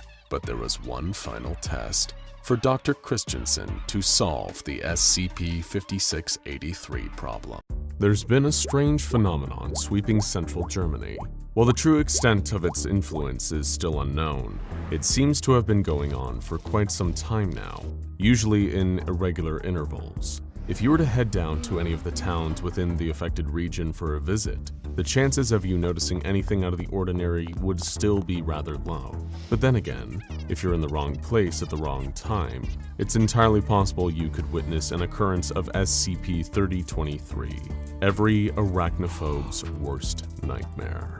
One terrifying incident happened at a baseball game held during the height of the summer. With the scorching sun hanging high above a stadium packed with eager fans, the home team was neck and neck with their longtime rivals from the next town over. As the players took to the field after a changeover, everything hung in the balance. The home team's coach had made a bold change, sending out a new baseman, a young man named Janek Denke. He was a rookie, untested, but the team's strongest veterans had been doing their best through the whole first half of the game, and still, the scores were almost tied. And so Janek stepped up to the base, unaware that making the next catch would change his life forever. The crowd was silent, the tensions flattening their cheers and chants to a low murmur as the rival's heaviest hitter stepped up to the bat. He was a behemoth, arms twice the size of the baseball bat he carried over his broad shoulder, striding up with confidence as he readied to swing. Watching and waiting, a bead of sweat rolled down Janek's forehead, dropping down the bridge of his nose. He couldn't tell which was making him sweat more, the heat of the sun or his own nerves. His teammate at the pitcher's mound lifted a leg, the baseball in hand. If he gripped the ball any tighter, his fingernails might have splintered and got lodged in the white synthetic leather wrapped around it. Janek stared, not even bothering to wipe away the drops of sweat in his eyes. As his teammate's throwing arm reeled back and hurled the ball forward, it felt like time itself had slowed down. The rival team's batter swatted the baseball out of the air with an earth-shattering crack that sent the ball speeding through the air. Janek dashed to catch it, his mitt outstretched. The ball was careening back down to earth, like a white and red meteorite, almost moving fast enough to burn up on re-entry as it hurled through the atmosphere. Janek could feel his heart rattling against his ribcage as every instinct told him he'd never make that fateful catch. In a final act of desperation, he leaped off the ground with every ounce of strength, and all around him the crowd exploded with the thunderous sounds of overjoyed applause. The mighty force of the weighty cork ball was like catching a punch in midair, the tremors of the impact rippling down Janek's arm. He felt that first, before realizing that the ball was now lodged securely in his hand. He'd done it. He'd made the catch. The batter was out. But before he could even react in celebration, it happened. His arm recovered from the initial shock of the catch just in time to feel the lightning-fast flurry of small legs scuttling over his skin. Barely able to catch his breath, the last thing Janek saw was something that used to be the baseball, hurriedly crawling up his chest towards his neck. From a distance, his teammates, the fans in the audience, only saw him drop to the turf, flailing his arms trying to brush off something crawling over him as it attacked and killed the young baseman in what otherwise would have been the proudest moment of his life. While that might have been the first time anything like that had ever happened, it certainly wouldn't be the last. Now, have you ever passed by an abandoned building and felt an urge to look around inside? Of course, a lot of us have. But most of us are smart enough to resist the urge. But on the very rare times you and your friends have worked up the courage to explore somewhere like this, you've probably never found anything all that interesting. Then again, you might want to think twice before sneaking past those keep out and condemned signs. Maxie and Iva learned that lesson the hard way when they gained access to an abandoned office block. Maybe they were trying their hand at making a Blair Witch Project-style amateur found footage movie, or they could have been dabbling in some urban exploration. Best case, there might have been a few places of office furniture left behind by the building's previous occupants, something that the removal company forgot to take when the place was cleared out. The pair of them could have just helped themselves. After all, they needed a new folding chair for their apartment, and there was one just sitting there. Trembling through her stifled tears, Iva's phone was shuddering in her hand. The office had been dark, but she was certain the shadowy shape that had taken Maxie didn't belong to a human being. Clamping her hand over her mouth to silence her terrified breaths, she peered out from under the desk, pointing her phone's camera wherever she looked as it recorded. Iva could hear the loud tapping of several metal legs, moving hurriedly around the empty office. The noise would pause at irregular intervals. Every time it stopped, she thought, prayed that the creature was gone. But just as Iva went to look, she would hear the same sound, quick, scampering steps, the kind of movements that feel unnatural to look at, that are only possible for things with 8 legs. Perhaps that made it worse. The creature didn't shriek or scream or breathe like you'd expect of some awful monster in a horror movie. But then again, how could it? It had been a chair when Maxie had walked up to it, nothing more than an ordinary folding chair. The patter of metal footsteps stopped again, this time for longer. It had to be gone now, she thought. She gave it another few seconds just to make sure the silence wasn't broken again. Crawling out from under the desk, her phone still in her hand, Iva allowed herself to breathe a tentative sigh, only for that sigh to become a scream as it lunged at her. The chair's seat and back, now the body and maw of an angry arachnid monster. As Iva screamed, her phone caught the whole gruesome sight on camera. You might be starting to see a pattern emerging here. But there's yet another twist in this multi-legged tale. What if these occurrences weren't just random incidents? Sure, they might fall into the freak of nature category like so many other anomalous incidents, but while it's unclear exactly how these particular anomalies come about, could it be possible that something, or someone, is creating them on purpose? Mobile Task Force Alpha 21 were already on the scene in the aftermath of the latest incursion. The elite Foundation strike team had eliminated the threat. Luckily, it had started life as a phone, meaning they were able to remotely destroy it, causing its electronic components to detonate. Not before it had killed 2 Foundation personnel, though. Naturally, now came the cleanup operation, gathering up evidence, leaving no trace of what had happened. The SCP Foundation still had little clue as to what exactly caused instances of this nature, a phenomenon they had now designated as SCP-3023. All they had to go on was a handful of cases, and footage recovered from a cell phone that had belonged to an urban explorer who'd met an untimely end at the jaws of a folding chair. But speaking of footage, something unusual had been caught by a security camera a few days before the latest SCP-3023 incident. The security footage showed a man breaking into an office where the latest 3023 instance, the telephone, had been found. As he picked up the phone in question, this individual's jaw appeared to unnaturally split open horizontally, allowing 4 dark, tongue-like appendages to emerge. These appendages rubbed the phone for over half a minute before retracting. The man then returned the phone to its original place and promptly left the office. Thanks to further investigations conducted by the Foundation's forensic experts, this unknown individual was identified as Mr. Sar, the owner of a local restaurant. Naturally, MTF Alpha 21 moved in to apprehend this suspect, the only real lead as to what has been causing the multiple instances of SCP-3023 to begin occurring in Germany. However, when Sar was eventually detained, he showed next to no sign of any anomalies in his body. He claimed to have no memory of the events depicted in the security footage, had never encountered any previous SCP-3023 instance, and seemed to possess no knowledge of the strange properties he exhibited on camera. Nonetheless, the SCP Foundation was forced to detain Mr. Sar, although he never displayed any anomalous behavior ever again.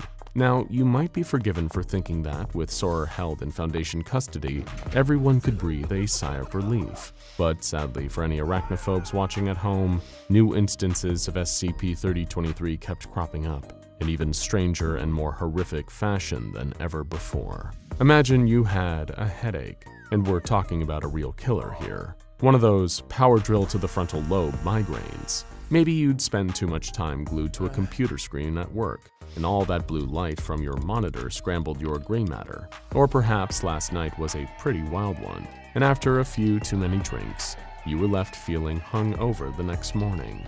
What's your go-to response in that situation?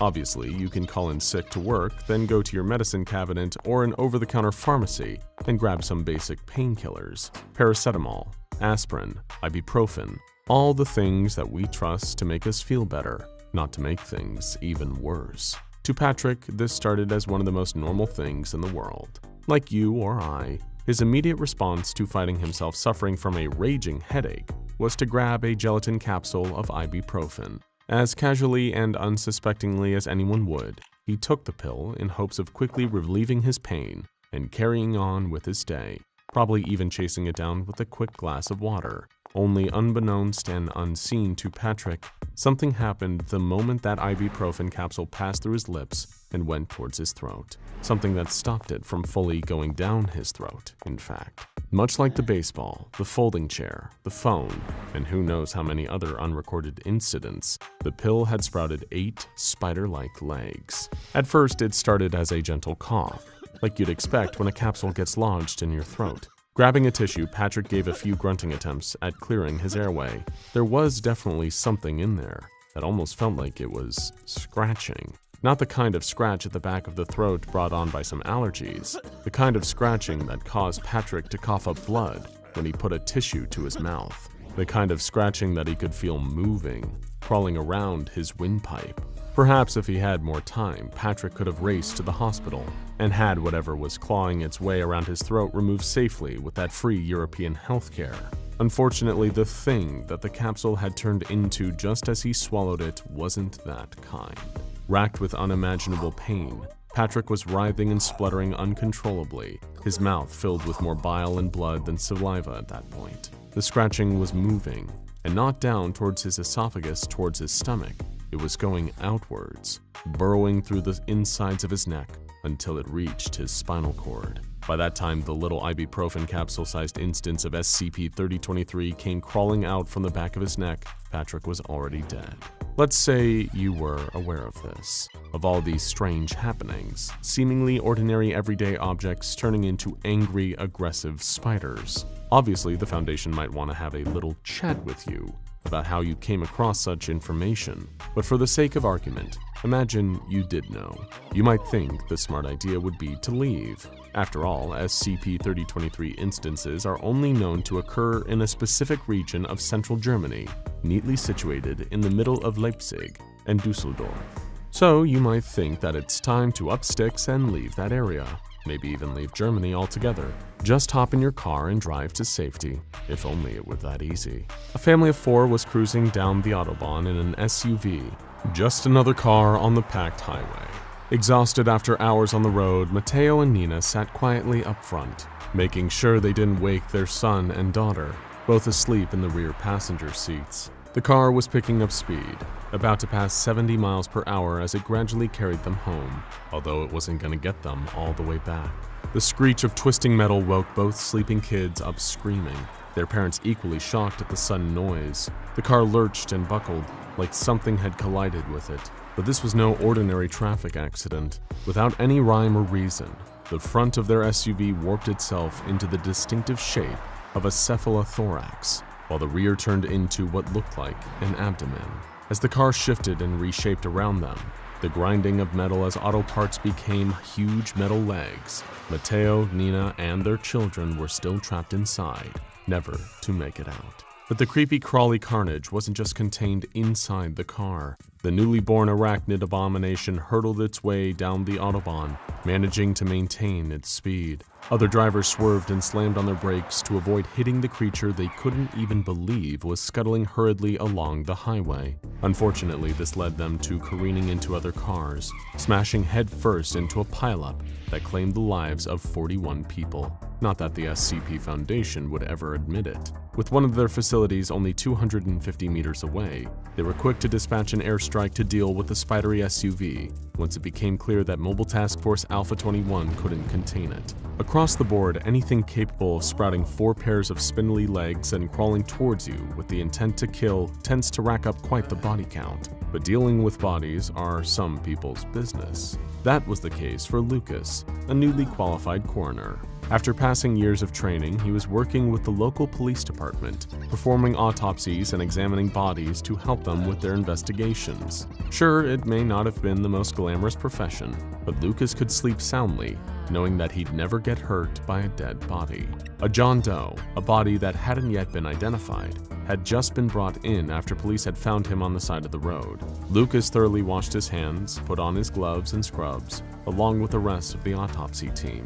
He'd sat in on at least a dozen of these procedures, studied the relevant process and techniques. Everything had prepared him for the job of figuring out how someone had died. But not even the most experienced medical examiner could be prepared for what happened next. Taking the lead, Lucas began by making the primary incision into the cadaver's chest. It always reminded him of a particular scene in The Thing, where a character's stomach opened up and became a maw of frightening teeth, revealing them to be the titular shape-shifting alien. That thought was quickly shaken away when suddenly, to Lucas's surprise, the body lurched violently on the examining table. Not everyone expects dead bodies to be able to move, and while it might be rare, it's also not impossible. Any number of things can cause someone's remains to move after death. Muscles atrophying or spasming, the body filling up with gas as it breaks down. Of course, any coroner would expect these movements to have subsided by the time someone reaches the autopsy room. Caught off guard by the sudden violent movement, Lucas stepped away, dropping his scalpel. His panting breath warmed his face beneath his surgical mask as he stared for a moment, waiting to see if the body moved again. Certain it would be still now, Lucas wrote the spooky incident off just as a muscle spasm and leaned over to retrieve his scalpel. But while he was crouching, he noticed something strange. It almost looked as if there were a pair of protrusions poking out from under the dead man's skin. Walking around the other side of the table, Lucas found 2 more similar lumps at the body's abdomen, almost as if something was inside, ready to force its way out. Without warning, the John Doe suddenly moved again on the examining table, only this time, it didn't stop. Lucas couldn't believe his eyes. The man's face was still, frozen in the same dead expression, but his arms and legs were thrashing and writhing around as if he was somehow still alive. 4 extra limbs suddenly burst from the sides of the cadaver, and the now 8-legged creature reared itself up, leaping towards a member of the autopsy team.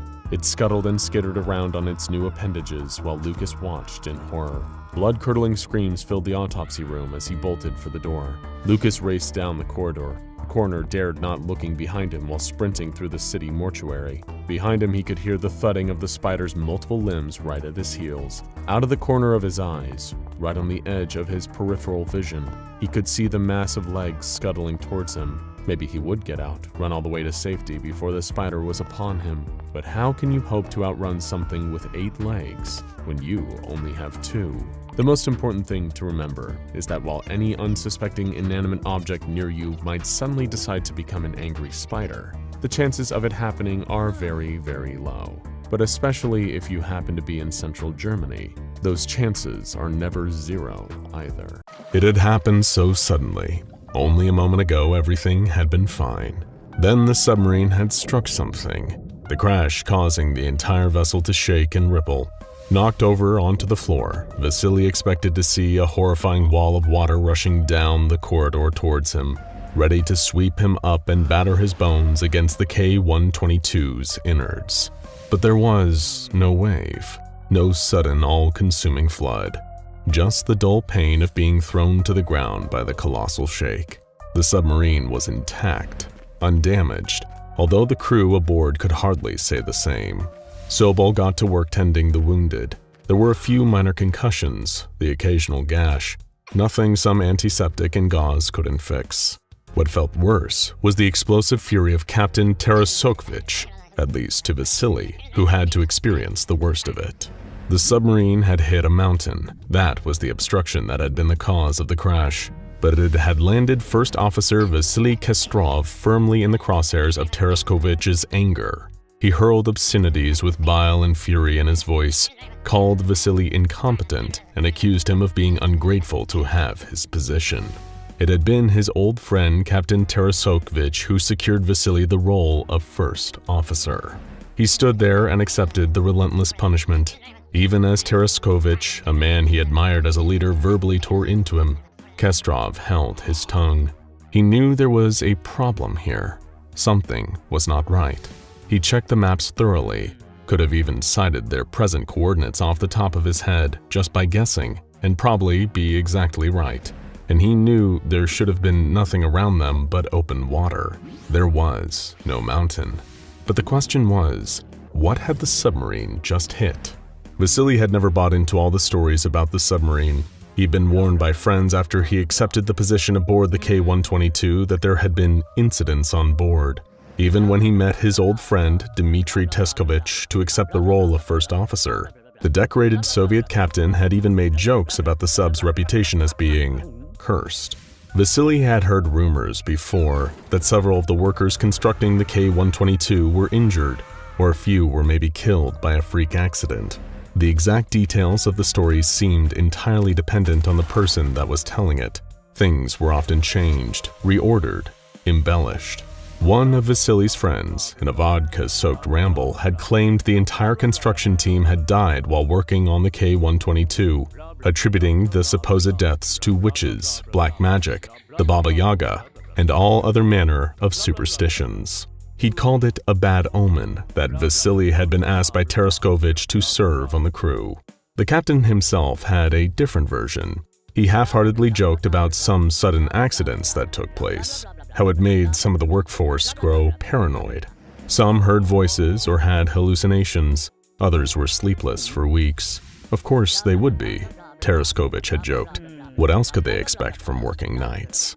Vasily had remembered not finding the joke very funny. But still, he made sure the captain could hear his laugh. He had no idea just how bad things really were. The Kremlin had gone to great lengths to hide the full details of the K-122's troubled production. None of the crew stationed on the sub had any clue that the accidents that befell the construction workers should have been impossible. And certainly nobody on board was aware that the workforce had mysteriously disappeared once the K-122 was completed. Each of them taken in the night after a suspicious knock at the door, those who had still been alive, at least. Adapting to the sudden change that was his new position proved jarring for Vasily Kestrov. He'd been just another soldier in the naval infantry before Captain Taraskovich had pulled the necessary strings to have him transferred to the K-122.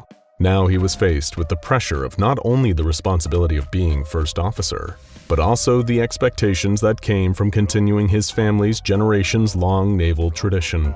He was under no illustrations that he'd sign on to a difficult post, but little could have prepared him for what he'd encounter in the cramped confines of the K-122. When the submarine made its initial departure, setting out on its maiden voyage, a champagne bottle was swung towards the K-122 to mark its launch. The bottle did not break, a foreboding omen of what was to come. Despite sharing the tight environment inside the sub with 150 other men, the prospect of being so deep underwater, charting courses through parts of the ocean untouched by human beings, was exciting to Vasily. Or it would have been if he could actually see the vast ocean around him. There were no portholes, just over 100 crew crammed together. Yet, strangely though, he'd read through the manifests. Vasily kept encountering new members of the crew whose names he did not recognize from the documents. Sometimes it felt like they appeared out of nowhere. He chalked it up to his inexperience as first officer, and assured that over time it'd be easier to keep track of who was aboard the sub.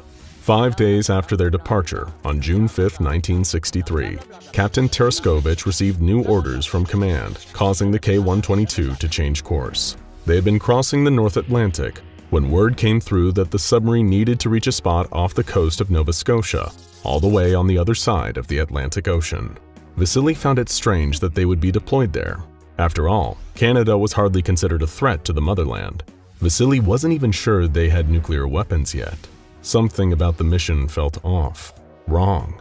It didn't add up, and the lack of sense gnawed at the newly appointed first officer so much that he queried it with Teraskovich.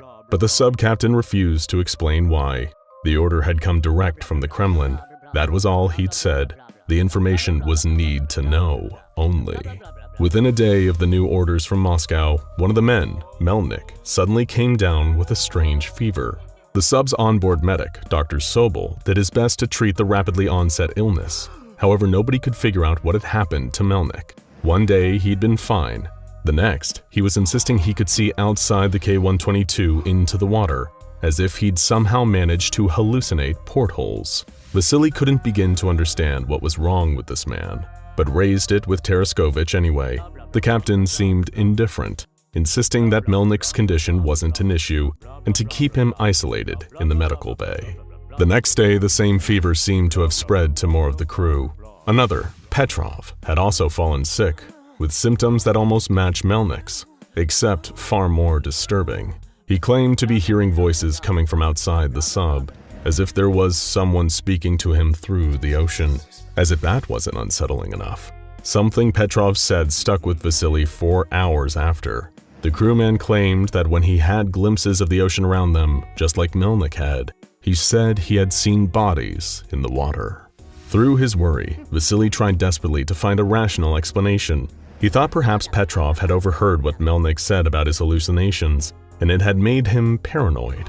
But a voice right at the back of the first officer's mind wondered if maybe his fellow crewmen were right, and that there really was something out there in the uncharted depths of the ocean.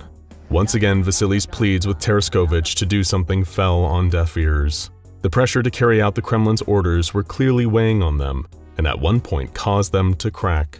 The captain, who normally kept a level head, yelled furiously at Dr. Sobel, demanding that he do his job and cure Melnik and Petrov of whatever was making them hallucinate. In the 2 long decades he'd known the man, Vasily had never heard Teraskovich shout like that at anyone. It was clear that whatever the Kremlin was ordering of K-122, it had been taking a heavy toll on the submarine's senior officer. That night, Vasily started to hear voices too, a whispering sound right in his ear while he slept, although he couldn't decipher what it was saying. Suddenly, a panicked Dr. Sobel arrived at his cabin, telling the first officer about Melnik and Petrov. Vasily tried to rally the rest of the crew to help search for the men now missing from the medbay, but Captain Teraskovich kept undermining his orders, as if he didn't care about the missing men. They found Petrov's body in the torpedo bay. Somehow he'd lifted a pistol from one of the officers. It had all gotten too much for him. Melnik was nowhere to be found. There was no possible way he could have jumped overboard from a submarine deep beneath the surface of the ocean, unless he had put himself inside the torpedo tube. The next day, Teraskovich called Vasily into his office and explained the true content of the orders the K-122 had received. The Kremlin's and the entire sub's crew worst fears had been realized. It had happened. America had fired a nuclear missile directly at Moscow, reducing the Russian capital to an irradiated wasteland. The orders received by Captain Tereshkovich were to retaliate, firing one of the K-122's nuclear payloads at the United States. Amidst the surrealness of it all, the details still bothered Vasily. Why was the submarine approaching Canada? The captain insisted that it was the best launch point, but the first officer felt it would make more sense to be approaching the coast of America. After the collision with the mountain that was not there, Tereshkovich forbade Vasily from telling the rest of the crew that Russia was gone, and that there was nothing left of their homes anymore. But Vasily started to doubt the story. There were no signs of radiation outside the sub's own reactor. The currents of the ocean seemed unaffected despite the supposed nuclear blast. Vasily and the rest of the crew were feeling increasingly on edge, and Tereshkovich was refusing to listen to the first officer. Whatever had affected the two others seemed to be gradually taking hold of the other crew, more of them saying there was something wrong, that there was some force outside the submarine watching them. Then the subject of conversation turned to relieving Captain Tereshkovich of his command. Despite Vasily's intention to restrain the captain and return the ship to the motherland, Tereshkovich refused to let this happen without bloodshed. When one of the men, Orlov, explained the feelings and concerns shared by the rest of the crew, Tereshkovich shot him on the spot. A mutiny erupted, with the captain executing 5 more of the men before turning the gun to Vasily, calling him a traitor. But before he could fire, the lights on the K-122 went out. Vasily ran away, finding Zima, another crewman who gave him a flashlight. It was then the first officer noticed it wasn't just dark, it was silent. The normal sounds of the sub that Vasily had grown so accustomed to were gone. The surviving crew were all scared, confused, and unable to repair the vital systems aboard the K-122.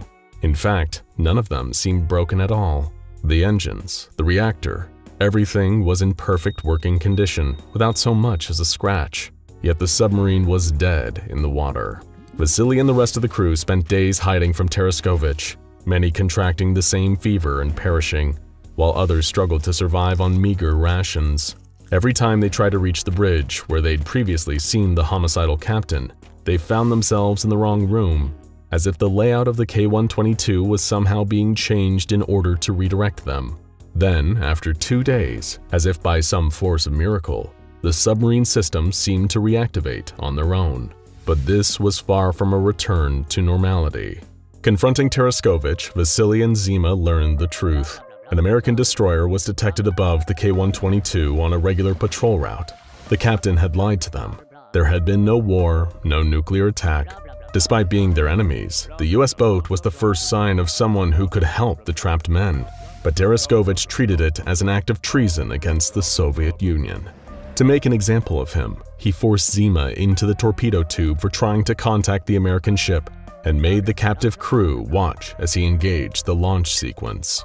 In that moment, when Tereshkovich's back was turned, Vasily swung a wrench, killing the captain on the spot. After the K-122 resurfaced and the surviving crew aboard were rescued, Vasily took full responsibility for Captain Tereshkovich's death. The KGB heard his retelling of events. Both the anomalous occurrences were dismissed. Vasily Kestrov was facing charges of anti-Soviet activity and the murder of a decorated naval officer. But the KGB's own anomalous subdivision, GRU Division P, stepped in to have the first officer Kestrov quietly exonerated. The SCP Foundation have since obtained records from GRU Division P that have offered insight into what exactly happened aboard the submarine K-122. Photographs of the sub, official documentation detailing its deployment, as well as its maintenance and construction logs, all indicate there was no discernible difference between the K-122 and other submarines of the same model from the same time. However, for reasons that even the Foundation's top researchers can't discern, an unknown anomaly was somehow connected to the K-122. While its exact nature is unknown, the anomaly, along with the affected submarine, have been designated as SCP-7242. From what little can be gleaned from various eyewitness accounts, SCP-7242 resulted in a mimetic effect among human beings, which seemed to influence the minds of its crew, causing the incidents detailed in Vasily Kestrov's diary. Principal among them was causing the crew members to experience visual and auditory hallucinations, as well as having their memories altered in such a way that made the men aboard the K-122 highly susceptible to being manipulated. However, what SCP-7242 seemed unable to do was actually control the submarine itself. It had a limited effect over the various essential systems that kept the K-122 operational, and any and all machines aboard would function as normal. Some researchers have theorized that SCP-7242 was only triggered while the vessel was submerged, but without access to complete Division P records or the K-122 itself, the Foundation are left to speculate with no solid answers. The full extent of anomalous occurrences aboard the K-122 have been expunged from any available Soviet naval records thanks to the work of GRU Division P. Although official records from GRU-P indicate that the K-122 was decommissioned as a result of damage sustained on its maiden voyage, in actuality it was retrieved and taken to an undisclosed location for further research. The results of the GRU-P's findings have all been expunged, and the present location and eventual fate of the K-122 remains unknown to the Foundation. For all anyone knows, the cursed submarine could still be out there. It was a dark night of perishing cold in 1939. Waves crashed against the hull of the Wiki with the force of a furious titan, rocking the mid-sized whaling vessel to its core. Supplies and men were thrown to and fro across every deck as Captain Wake, a salty old sea dog if ever there was one, kept a white-knuckle grip on the wheel. "Don't let go, you bunch of drunken layabouts! Hold on for dear life!" he yelled, trying to project his gravelly voice over the thunder, cracks, and roaring North Sea currents. "Lest ye be lost to the depths below!" It was the worst any of them had ever seen this stretch of sea of the Shetland Isles. The sky was pitch black, occasionally split open by jagged webs of chain lightning. The towering waves looked like mighty hills rising and falling all around them, effortlessly tossing the 60-foot whaling boat like some child's toy. Hours before, it had quite literally been smooth sailing. The crew had departed from a port in Norfolk and sailed out to make their living in meat, blubber, and various ambergris. They were hardy sailors, seasoned denizens of the seven seas, with all the scars and manly sailor tattoos to match. Captain Wake had recruited all of his most trusted men this whaling season. They were an experienced and loyal crew, men who, when commanded, could cut the wings off a fly with the throw of a harpoon. Men who'd learned to love the taste of ancient canned provisions and weevil-infested hardtack. Wake believed each and every one of them could swim straight down to Davy Jones' locker, then breaststroke their way back up. And it had, until the weather turned sour, been a reasonably successful outing for all involved.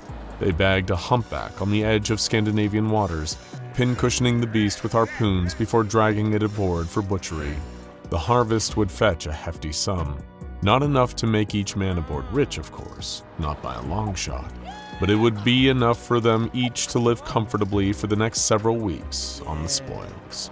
It was actually on the way back from their successful expedition that ominous clouds started gathering overhead.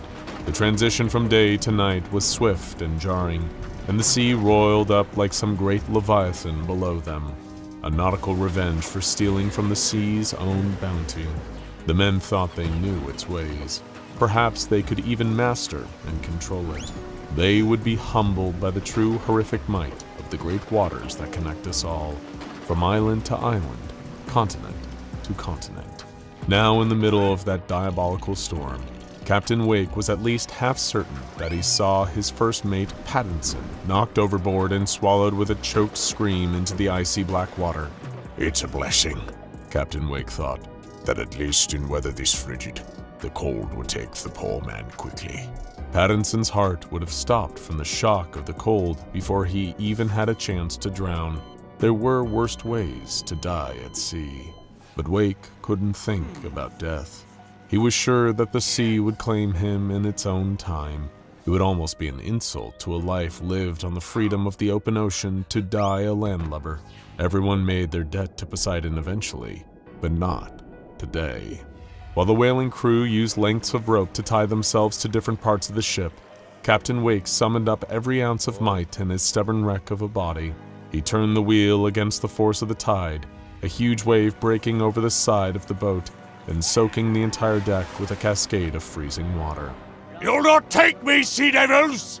He barked against the water. "I am your master!" And as if somehow conceding to the sheer willpower of the captain, the storm seemed to let up, if only by a smidgen. Wake laughed a deep, throaty bellow that would give children nightmares. The crew within earshot were astonished. Had their captain commanded the sea itself? When the waters miraculously steadied, the remaining crew took to the upper deck and cheered for their brave captain, the one who'd saved most of them from spending the rest of eternity in a watery grave. Just another handful of names among the sea's countless tragedies, a tally of death greater than any army man had ever mustered. But the chorus of salty adulation was interrupted by a desperate wail echoing across the surface of the sea. Now that the storm had died down, there was no ignoring it, the sound of a man screaming out. "Help me! Oh, please, for the love of God, help me!" At first, Captain Wake thought with some dim hope that it was Pattinson, somehow survived the onslaught that had thrown him into the deep. But no, it couldn't be. This voice was hoarse and unfamiliar, the clipped tones of a military man warbled by desperation and terror. But given the sea had stolen at least one man from him today, it would only be right for him to save another and correct the balance, wouldn't it?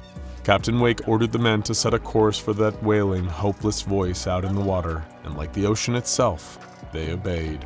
And it wasn't long before they saw the stranded man wading in his pitiful yellow life rat, battered by the elements.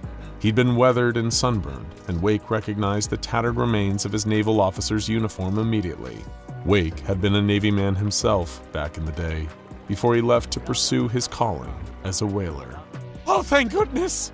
the man on the raft yelled, sounding on the verge of tears as he waved his arms back and forth.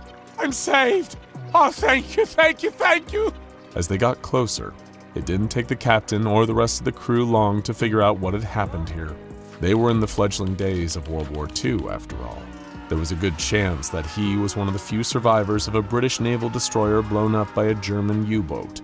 Who even knows how long the poor wretch had been out here, screaming for help and contemplating the possibility of his incoming death.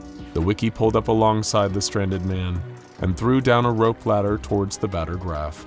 The whaling captain stood in anticipation, wondering why the naval officer wasn't immediately climbing up into the boat. "What's wrong, lad?" Captain Wake asked. "Lost your sea legs?" But before the man on the raft could respond, the sea began to rumble again, even though the air was still and the skies were clear. Something huge was surfacing from beneath the waves, some dark and terrible shape, though it's not some forgotten sea monster. It's "A submarine?" the captain yelled in disbelief. A 42-meter monstrosity of a sub, to be exact. One that barely even looked seaworthy. The black metal of its hull, rusty, cracked, and studded with thousands upon thousands of barnacles. The conning tower of the submersible split the water's surface tension like the obsidian blade of some great, impossible dagger. All the crew of the whaler watched, aghast, as the hatch of the top of the conning tower opened. What happened next occurred in a matter of seconds, too fast for even a seasoned captain like Wake to be able to do anything about it. The lifeboat, the submarine, and the Wiki were all dragged down into the murky depths by some unknown force at a stunning speed of 200 kilometers per hour. Before anyone could even realize what was happening, all had been swallowed up by the ocean, never to be seen again. And the surface of the water became as still and placid as a mirror. An excerpt from a 1939 issue of the Glasgow Weekly Report painted a grim but altogether more mundane recounting of what exactly happened to the Wiki and its crew on those freezing waters. Whale smashes ship. A great tragedy on the seas. Local fishermen claim that a whaling ship off the coast rescued a castaway, only to be immediately attacked by a mammoth marine creature, fitting the description of an abnormally large whale. The whale likely punctured the ship's hull during the attack, as it is claimed that the ship sank incredibly quickly, with no known survivors. The fishermen present also claim the event accompanied a sudden drop in the already frigid North Sea's waters, describing it as Arctic. A convenient excuse for most. The sea can at times be a cruel mistress, And while the briny deep may not provide the water we drink, it still covers most of our planet. A stark reminder that even though it surrounds us, billions still lack reliable access to clean, safe water. That's why we're joining up with #TeamWater to help create access to one of the most important resources we've got. If ever you've heard our stories of daring and selfless Foundation agents and researchers saving the human race and thought, man, I wish I could be part of something like that, well, now's your chance. Because dirty water hurts more people across the world every day than any anomaly ever could. #TeamWater's goal is to raise $40 million and bring clean drinking water to 2 million people. Head over to TeamWater to learn more, donate if you can, and share this video with friends and family to help make a difference. Now, back to the scary sub dragging mariners to a watery grave. While it may not be the most well-known anomaly in the Foundation's catalog, SCP-2770 is actually one of the more deadly. Codenamed the Lure for obvious reasons, this mysterious two-part anomaly is responsible for the total destruction of hundreds of sea vessels, each incident leaving no survivors. How it functions is relatively simple. A distressed member of the British Navy in a life raft floating in the North Sea. If you attempt to rescue him, the terrifying decrepit submarine will rise up and then drag you so far down into the ocean, you'll never be found again. It'll disappear for a while after claiming a victim, taking longer to reemerge depending on how many lives it's claimed in its last, well, let's just say, feeding. The cruelty of this anomaly is that it explicitly punishes you for being kind and attempting to save a distressed person in obvious need. If the raft isn't approached, it will be pulled underneath the water out of sight, where it will remain inactive for a period before returning in search of new victims. If you're out on the water on a more modern vessel, the only clue that you'll be in danger is that the emergence of the raft will cause your radio and diagnostic equipment to produce static. And if you don't pay heed to that, you just better hope the boats of Mobile Task Force Gamma 6, codenamed the Deep Feeders, are there to intercept you before you can be added to the ever-growing underwater graveyard. But even that isn't guaranteed to keep you safe, given that some of the vessels dragged into the depths of SCP-2770 have belonged to the Foundation. It really seems that nobody is fully safe from this thing. That's why, in a highly classified covert operation, the Foundation decided on a new method of trying to permanently contain the anomaly and prevent it from ever taking another life. This incredibly serious and risky project was given a name with true impact to suit the gravity of the situation: Operation Kiddie Pool. The plan was elegantly simple. A high-speed stealth helicopter codenamed Lifeguard would swoop in during an activation event and use a kind of sophisticated hook on the end of a long rope to capture the life raft and the anomalous shipwreck survivor on it, almost like the world's most high-stakes round of deep-sea fishing. Once the raft was captured, it would be taken to a Foundation containment site coincidentally located in the middle of an extremely arid desert, hundreds of miles away from the nearest body of water. The theory was that by landlocking the anomaly, they would take away the source of its power, depriving it of a way to escape and remanifest. And the craziest thing is, the plan actually worked. Lifeguard swooped in exactly as planned during a manifestation event. It scooped up the raft directly out of the water without incurring the wrath of the submarine and flew directly to the designated Foundation containment site at full speed. Once there, the Navy man was contained without a struggle. He spent a week on site without activating his anomalous abilities and generally behaving cooperatively with Foundation staff. Perhaps this lure was as much a victim of the anomaly as any of the boats. An agent was sent into the testing chamber to interview the new anomaly one-on-one. The agent said hello to the Navy man, who replied, "Hello, sir. Once again, I cannot tell you how grateful I am for the rescue with your crazy hovering plane. I've been stranded out there for I don't know how long." Off to a good start. They then asked if he could tell the Foundation his name. "I do, sir. Lieutenant Edward Rowling, Royal Navy, at your service." When asked how long he'd been out there on his raft, given the archaic design of his uniform, he rubbed his neck and said, "I do not know. Truth be told, the months and years just started to meld together after a while. And apologies about my uniform. I'll admit it's seen better days." He became a lot less talkative when the Foundation agent asked him about the submarine that seemed responsible for the deaths of all those people. He seemed almost dazed, lost in a fog of thoughts. "I think," he said, trailing off. "You think what?" The agent pressed him. Lieutenant Rowling leaned forward, close enough to whisper, and twisted his face into a smile. "I think you forgot about the water table, you bloody idiot." The ground underneath them cracked and gave way to the conning tower of the terrible submarine, rising out of the earth. The agents in the room had just long enough to realize the reality of their own doom, but yet again, not enough time to do anything. Just like all the boats and ships before, the entire Foundation containment site was pulled into the ground at incredible speed, leaving no trace that it had ever even been there. Subterranean imaging has revealed no remaining evidence of the site, nor anyone or anything in it. It is simply a blank and empty desert.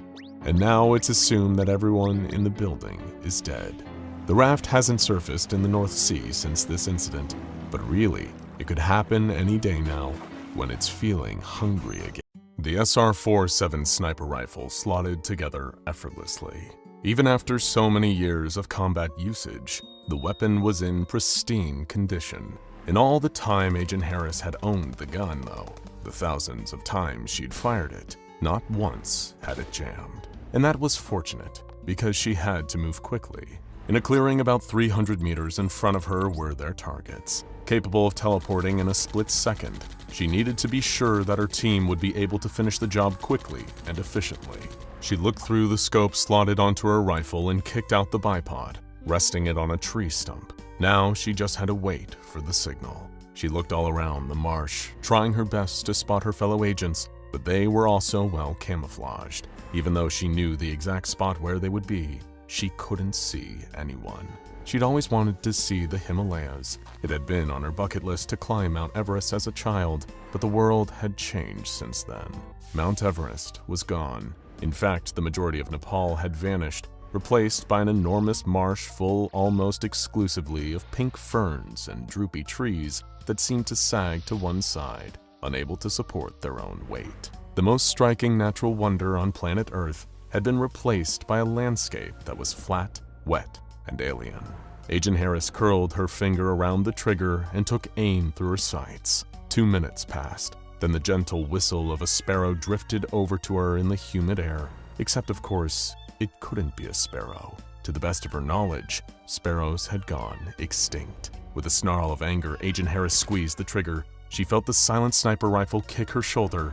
If they wanted war, they sure as hell would get it. The destruction of the world began in 2078. Its designation was SCP Orange-A. And as often happens with these kind of things, no one saw it coming. The SCP Foundation, having dedicated decades to researching potential world-destroying events, was totally blindsided by what happened the day the weasels showed up. Weasels, you ask? That's right. But before we explain, a question for you. Is something interfering with your happiness or preventing you from achieving your goals? Regardless if you have a clinical mental health issue like depression or anxiety, or if you're just a human who lives in this world who is going through a hard time, therapy can give you tools to approach your life in a very different way. And that's why I'm excited to tell you about today's sponsor, BetterHelp. BetterHelp's mission is to make therapy more affordable and more accessible, and this is an important mission because finding a therapist can be really hard, especially when you're limited to the options in your area. BetterHelp is a platform that makes finding a therapist easier because it's online, it's remote, and by filling out a few questions, BetterHelp can match you to a professional therapist in as little as a few days. It's easy to sign up and get matched with a therapist. There's a link in my description. It's betterhelp.com/SCP Explained. Clicking that link helps support this channel, but it also gets you 10% off your first month of BetterHelp, so you can connect with a therapist and see if it helps you. And because finding a therapist is a little like dating, if you don't really fit with that therapist, which is a common thing with therapy, you can easily switch to a new therapist at no additional cost without stressing about insurance, who's in your network, or anything like that. So if you're struggling, consider online therapy with BetterHelp. Click the link in the description or visit betterhelp.com/SCP Explained. Thank you again, BetterHelp, for supporting this channel. And now, as we were saying about the weasels, a man called Harlan Stump was the first human to make contact with the weasels. He was the groundskeeper at Site 59. Harlan was making his usual weekly trips around the perimeter of the courtyard on his ride-along lawnmower watching baseball on his phone all the way when, out of nowhere, the aliens appeared. Just 2 meters in front of him, a squadron of 11 weasels materialized. The weasels, designated SCP Orange-B, stand at a minimum of 3 meters tall. With 16 legs and an exoskeleton carapace, they share a resemblance with terrestrial insects. Their bodies are segmented, composed of a head, primary thorax, secondary thorax, tertiary thoracic cloister, abdomen, and tail. With a hard segmented shell covering their backs and no apparent sensory organs, aside from a radula on their heads, they are an intimidating presence. Most striking about them, however, is the most delicate part of their appearance. On their backs, each weasel has an array of flora growing in a kind of garden. It appears that each weasel has a different array of flowers growing from their backs. Understanding the meaning of these gardens can be difficult, but it appears the more extravagant it is, the higher ranking the individual weasel is. The 11 weasels that appeared before Harlan Stump each had a very vibrant garden indeed, but no more so than the weasel held aloft in an ornate palanquin. Harlan Stump stopped mowing and stared at the aliens for approximately 13 seconds, at which point he let out a sigh, pressed play on his baseball game, and continued mowing the lawn. He spent too many years groundskeeping Site-59 to get spooked by anything as harmless as giant teleporting insects. Just 3 more weeks and he would be retired. Until then, he was avoiding nonsense like the plague. Except his phone had disappeared. Harlan stared down at the empty space, confusion knitting his eyebrows together, before looking up and seeing the handset in the hands of the alien sitting on its regal throne. The smartphone made a loud screeching noise, and then all of a sudden began to flick between snippets of YouTube videos, each clip lasting just a couple of seconds. After a moment, Harlan realized that the alien was using the videos to speak to him. The words were being picked out from all these different videos to stitch together a sentence. Barely. Hi diddly ho, neighborinos! This is Foundation. Reports indicate Foundation is, locally, the masters of the universe. Isn't that right, darling? Question mark. Keen to finish his mowing and avoid further nonsense, Harlan had to concede that he should probably talk to these aliens, if only to get his phone back. He told them he liked the gardens on their backs. Why, thank you! Gardening is kind of our thing. Well, quick question. Is your species capable of dying? Harlan gulped. He'd been around long enough to see where this was going. The conversation was brief. Harlan kept glancing at his phone, desperately hoping that these aliens hadn't somehow broken it, and that it hadn't lost his place in the match, until all of a sudden, Harlan Stump disappeared, as did his ride-on lawnmower, his smartphone, and a patch of lawn, replaced by a roughly 10-meter circle of Antarctic ice and snow. No one is certain yet how the weasels are able to do it. All that is known is that they can. The phenomenon came to be known as juxtaposing. Matter from one location could be instantaneously switched with matter from a different location. It is how the weasels first arrived on planet Earth, triggering the event of SCP-001 Orange-A. Orange-A lasted for just 2 hours, but it changed the course of humanity forever. On the 29th of April, 2078, 48.52% of the Earth's habitable surface area dematerialized and rematerialized half a kilometer above the South Pole. Cities and towns from all across planet Earth, one by one, disappeared and reappeared in the air above the South Pole, where they promptly fell 500 meters, causing back-to-back seismic events. Washington, D.C., Beijing, and London were targeted first, followed by Tokyo, Delhi, and then a number of capital cities from Europe. This 2-hour window resulted in freak weather events as minus 50-degree pockets of air, kilometers across, replaced the disappearing cities. It is disputed as to who launched the first nuclear warhead, whether it was done by accident, out of fear, or as a strategic attack against a group of weasels. Orange-A was simply too chaotic and destructive for humanity ever to be able to know what happened in that short period of time. The result, however, was a number of nuclear explosions raging across the planet before the cities in charge of launching them were also transported to the South Pole. While the weasels were capable of experiencing juxtaposition without any apparent physical harm, terrestrial life forms were less fortunate. During the process of juxtaposition, the bonds between each and every cell are broken. While organic life does get transported to the new location, it undergoes immediate liquefaction. Not a single Earth-born life form has been observed surviving a juxtaposition event. In that 2-hour window, 6.9 billion people were killed. Humanity had lost. This event triggered the use of Project Yellow, an emergency evacuation protocol that occurs at the point where the survival of the human race seems to be virtually zero. A small band of specially chosen individuals were evacuated to a pocket dimension, where they were put into cryosleep to wait until the Earth was habitable once again. In the days following the events of Orange-A, the true invasion began. Choosing the Sahara Desert as their arrival point, the weasels started to appear in legions. Millions and millions of them filled the desert sands and went about populating their new planet. But what was their purpose? Well, fortunately, we have been able to salvage a modest amount of data that can inform us of why they're here and what their plans are. The weasel that first appeared to Harlan's stump just outside Site-59 has been designated SCP Orange Prime. It is believed that this weasel, in particular, is their leader. Whether Prime is simply the leader of this colony or the wider species is yet to be confirmed. Security cameras were able to capture the interaction as it took place within Site-59's grounds. In their conversation, Orange Prime explains their purpose to Harlan through YouTube clips on his phone.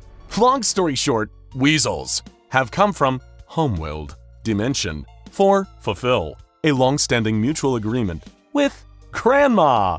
This is one of many new homes. This is a pretty nice place for weasels. This land is my land, from California to the New York Islands, from the Redwood Forest to the Gulf Stream waters. This land was made for weasels to garden, to farm, to create beauty, to spread good vibes, to cultivate, to remake, to terraform, etc., etc. Since this encounter, no human has been able to get close enough to Orange Prime to engage the weasel in further conversation. This snippet of footage is all that humanity has to understand why this alien species has slaughtered billions of us. 4 months later, Agent Harris lay flat in the marshlands, firing her sniper rifle at the weasels gathering in a clearing ahead of them. Their operation looked like overkill. It always did. It was of utmost importance that they strike quickly and without mercy. Sustained heavy gunfire from all sides, combined with RPG fire and the use of incendiary weapons, made short work of the weasels. All of these weapons were necessary to pierce the heavy armor that covered their backs. But that was the reason it felt like overkill. It felt that way because the weasels never fought back. They would not attack, defend themselves, help their fallen allies, or even beg for their lives. They would simply stand idly by as they were gunned down. That is, until the incendiary grenades arrived. The pink ferns filling the marshlands caught fire and began to curl and smoke heavily. As soon as that happened, the weasels sprung into action, quickly splashing water onto the leaves, trying their best to save the plants. The incendiary grenades were not necessary. They did very little damage to the weasels themselves. The reason the platoons used the grenades was that it was one way they had found to distress their alien invaders in any way. It was a small revenge they could take for the billions of people who had lost their lives over the prior few months. Agent Harris pumped 5 extra shots into the corpse of a weasel before standing down and going to examine her handiwork. They had been hunting Orange Prime. Rumors had suggested that their primary target had been lurking in the Himalayan region, but that had obviously proven to be false. Among all the bodies on the ground, there was no sign of the fearless leader. Frustration boiled in Harris as she kicked a corpse. The thick shell hurt her foot. She must have broken her toe. At that moment, a rustling noise came from the other side of the trees. Soon, dozens more, hundreds more weasels were walking through the marsh. In a split second, her platoon opened fire. Tracer rounds lashed through the trees, and the orange glow of fire danced in every direction. But there were more weasels, many more of them. Agent Harris felt her stomach knot as she fired her rifle into the crowd. There were too many, simply too many. They were going to run out of ammo before they had a chance to shoot down each and every one of them. And she was right. The firefight lasted for 30 minutes before the remaining soldier ran out of ammunition. Dozens of weasel bodies littered the marsh, floating in the water. Dozens more weasels stood encircling the group. That's when the humming started. Whenever a juxtaposition event occurs, it is always accompanied by the weasels humming to themselves. It is unclear whether this is the cause of the juxtaposition or simply a ritual that they perform. But every soldier has come to know that sound, and each one of them fears it in the pit of their stomach. So they started to disappear all around her one by one, replaced by puffs of cold air with snowflakes still gently hanging in the breeze. The human population of planet Earth dwindled as the weasel population bloomed. Large swaths of the planet were terraformed one by one to make room for alien flora. The South Pole became a larger and larger dumping ground for all the detritus that had once been the most celebrated works of the human race. The Mona Lisa was torn and forgotten, buried under many kilometers of concrete, exposed sewage works, and apartment complexes. And the situation only got worse in October. Acting against prior instructions from the Foundation, the Global Occult Coalition launched Project POPGO, a 200-megaton nuclear warhead, directly at a large weasel population center. As the warhead began its descent, the entire sky turned a solid dark blue. Project POPGO immediately fell out of contact, as did all satellites that had been orbiting the planet. The sun, moon, and stars could not be seen. The entire sky was just a uniform dark blue. In a desperate attempt to find out what was going on, the Foundation launched a manned rocket in the direction of POPGO's most recent coordinates. Contact with the rocket was lost after just 9 minutes. This is the most recent known account of events from inside that rocket. All of a sudden, just a few minutes into the flight, warning alarms started going off all over the cockpit. The radar was picking up a solid object blocking their path. Gathering around the readouts, the crew came to a very quick conclusion that the dark blue that had been filling the sky was actually a solid object that was encasing the Earth. But rather than abort the mission, the crew decided to persevere. Having witnessed so much death and destruction over the previous year, they knew they would much rather go out and crashing a rocket into a blue wall than join the billions of humans liquefied in a pile in Antarctica. Closing their eyes, bracing for impact, the crew readied themselves for their now inevitable deaths, but it didn't come. Instead, the rocket was able to force its way through the dense blue object, falling apart as it went. Ground control lost contact with the ship. Nothing. And then a few seconds of audio. The crew had made it. They had somehow managed to pierce their way through the blue shell that was surrounding their planet, and were out into, not space, the Earth. The entire planet had been juxtaposed. Willkommen! Bienvenue! Welcome to an exclusive behind-the-scenes look at Heaven. The SCP Foundation has a reputation for cold, inhumane conditions. But being contained as an anomalous human doesn't mean your stay inside a secure facility has to be as bad as it might seem at first. Of course, more dangerous anomalous entities, such as SCP-076, codenamed Abel, are locked away in a containment chamber outfitted with maximum security precautions, and guarded by the Foundation's most well-trained and heavily armed personnel. But not every anomaly poses a danger, and the Foundation realizes that. Sure, the monsters like SCP-106 or SCP-096, who need no introduction, aren't exactly treated to a bed and breakfast every morning, but those lower on the danger scale can get pretty comfortable inside their new home, depending on how well they're behaved and how little of a threat they pose, of course. Take for instance SCP-076's less violent brother, SCP-073, also known as Cain.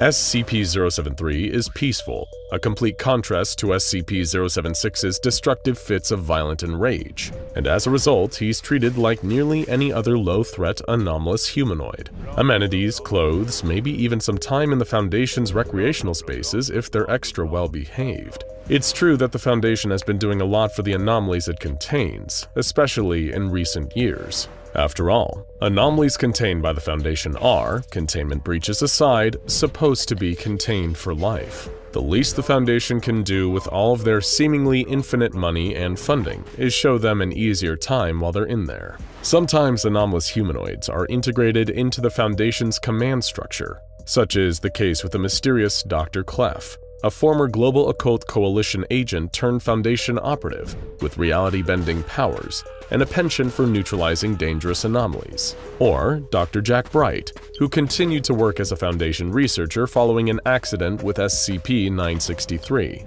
an amulet that made his consciousness immortal. Or Cain Pathos Crow, once an ordinary Foundation scientist, now a golden retriever blessed with superintelligence, thanks to an experiment gone wrong, or right, depending on who you ask. It is true, the Foundation is definitely more accepting of the anomalous than it may initially seem.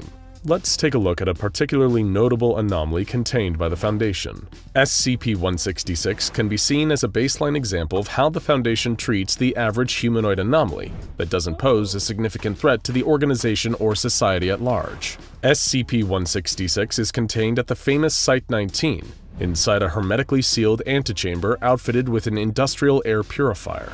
Personnel assigned to SCP-166's containment chamber must wear specially designated biohazard suits before entering, and keep them on at all times, lest they succumb to SCP-166's anomalous effects. SCP-166 is a teenage girl of European descent, possessing certain bodily features found on a reindeer. She has antlers, hooved feet, and a short tail. All that's missing is a red nose, right? But despite looking like one of Santa's most trusted four-legged helpers, SCP-166 has little to do with the animal. In fact, scans of her DNA reveal no irregular genetic traits. To the instruments used to record such things, she is a completely ordinary human. Her reindeer features are, according to some Foundation theorists, a reflection of her connection with nature and a remnant of her past. But we'll get to that. Aside from her fluffy parts, what makes SCP-166 so anomalous? As it turns out, SCP-166 possesses an incredibly strong anomalous ability. Any artificial objects, meaning those that are man-made, within a 15-meter radius of SCP-166 will return to an unworked state. For example, a car placed within SCP-166's range will return to a composite of paint, metals, leather, and plastics over time. These higher complexity objects, such as vehicles or electronics, are affected more quickly by SCP-166, with degradation of their metallic components giving out and causing massive structural failure, resulting in an unusable object. More natural objects made of rudimentary materials, such as stone buildings and products made of organic materials, will decay at a much slower, nearly imperceptible rate. So SCP-166's containment chamber and containment solution is more than safe, though it might need to be repaired and touched up over the years. SCP-166 is very in touch with nature, as her appearance would suggest. In fact, in areas where objects degraded as a result of her influence, flowers and plant growth will begin to appear. Sometimes this foliage will grow in places that should otherwise be impossible for it to, such as ID scanners or security cameras. You could imagine that the inside of the chamber is practically a botanical garden. Still, the Foundation has to be careful with how SCP-166's containment chamber is constructed and who enters it, as the degrading deer girl harbors a particular sensitivity to artificial materials and pollutants, such as smoke or pesticides. Inhalation of or contact with one of these airy substances causes SCP-166 to grow ulcers and suffer symptoms of asthma attacks. Even being in close proximity with a smoker can cause SCP-166 pain, with one instance prompting a severe asthma attack despite the Foundation doctor in question having not smoked a cigarette in over 3 weeks. If you need another reason to stay away from smoking, do it for SCP-166. Isn't she adorable? You wouldn't want to give her a panic attack, would you? Not only are SCP-166's visitors limited and screened beforehand, but her clothing consists of organic cloth so as not to trigger a degradation effect. All of her meals must be prepared by a trained Foundation chef and followed according to a specific set of guidelines, with as little inorganic additives as possible.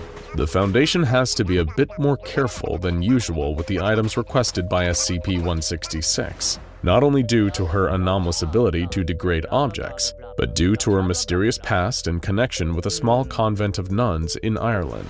We'll explain. You see, like most humanoid anomalies, the Foundation has allowed SCP-166 to put in requests for personal items she might find missing from her containment. Now, the Foundation may deny these items for a variety of reasons, but there's also a chance they won't. To date, SCP-166 has requested a copy of the Holy Bible, a Catholic rosary, and various books and magazines involving religious content, all of which were approved by Site-19's director, Sophia Light. SCP-166 also requested access to a Catholic priest for confession, mass, and other sacraments. This request was initially denied, but later reapproved after Chaplain Davis, an ordained member of the clergy working with the Foundation, agreed to meet with SCP-166 on a bi-weekly schedule. every other Sunday.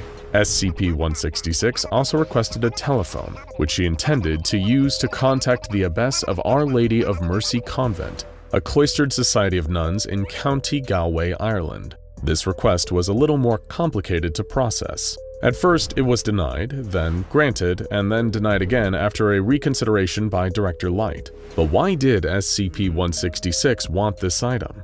What connection could the dear girl have to a group of nuns in Ireland? The answers lie in the Foundation's discovery of SCP-166. SCP-166 was discovered in the Our Lady of Mercy Convent in County Galway, Ireland, where the girl had been living since infancy. Her strange appearance and abilities initially made her the subject of scrutiny by the sisters who lived there, but she was taken care of and raised as a member of the Catholic faith. When the Foundation was alerted to SCP-166's existence, a defecting Global Occult Coalition agent operating under the codename Ukulele, who is now in the process of joining the Foundation, confirmed that he recognized SCP-166. He knew that SCP-166 was the child of an incredibly dangerous entity, classified by the Global Occult Coalition as Threat Entity 9927 Black, a being codenamed the Goddess. The Goddess also was being pursued by the SCP Foundation and given a designation as an SCP object,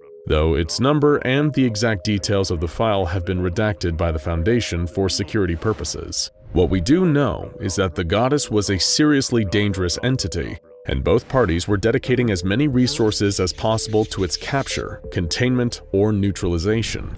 The conflict between the Goddess, the Global Occult Coalition, and the SCP Foundation came to a head during an event known as the Cornwall Incident. The Goddess's file, which was received and archived by the SCP Foundation, has a portion describing SCP-166, which reads as follows. Threat Entity is the child of incarnated LTE-9927 Black, the Goddess, and an unknown father. While it strongly resembles its mother and shares its animalistic features, it lacks the extreme bestial appearance of 9927 Black, possesses minor chlorokinetic abilities, but primary reason for Threat Entity classification is the instinctive knowledge and eligibility to enact occult procedure Clockwork Blackchild Havilah, a worldwide ritual working that would irreversibly regress human civilization to Neolithic standards. Strike Team Lancelot neutralized 9927 Black in England during an operation which would later be known as the infamous Cornwall Incident, but were unable to confirm the liquidation of 9927 Blackchild due to the death of the strike leader, Agent Ukulele.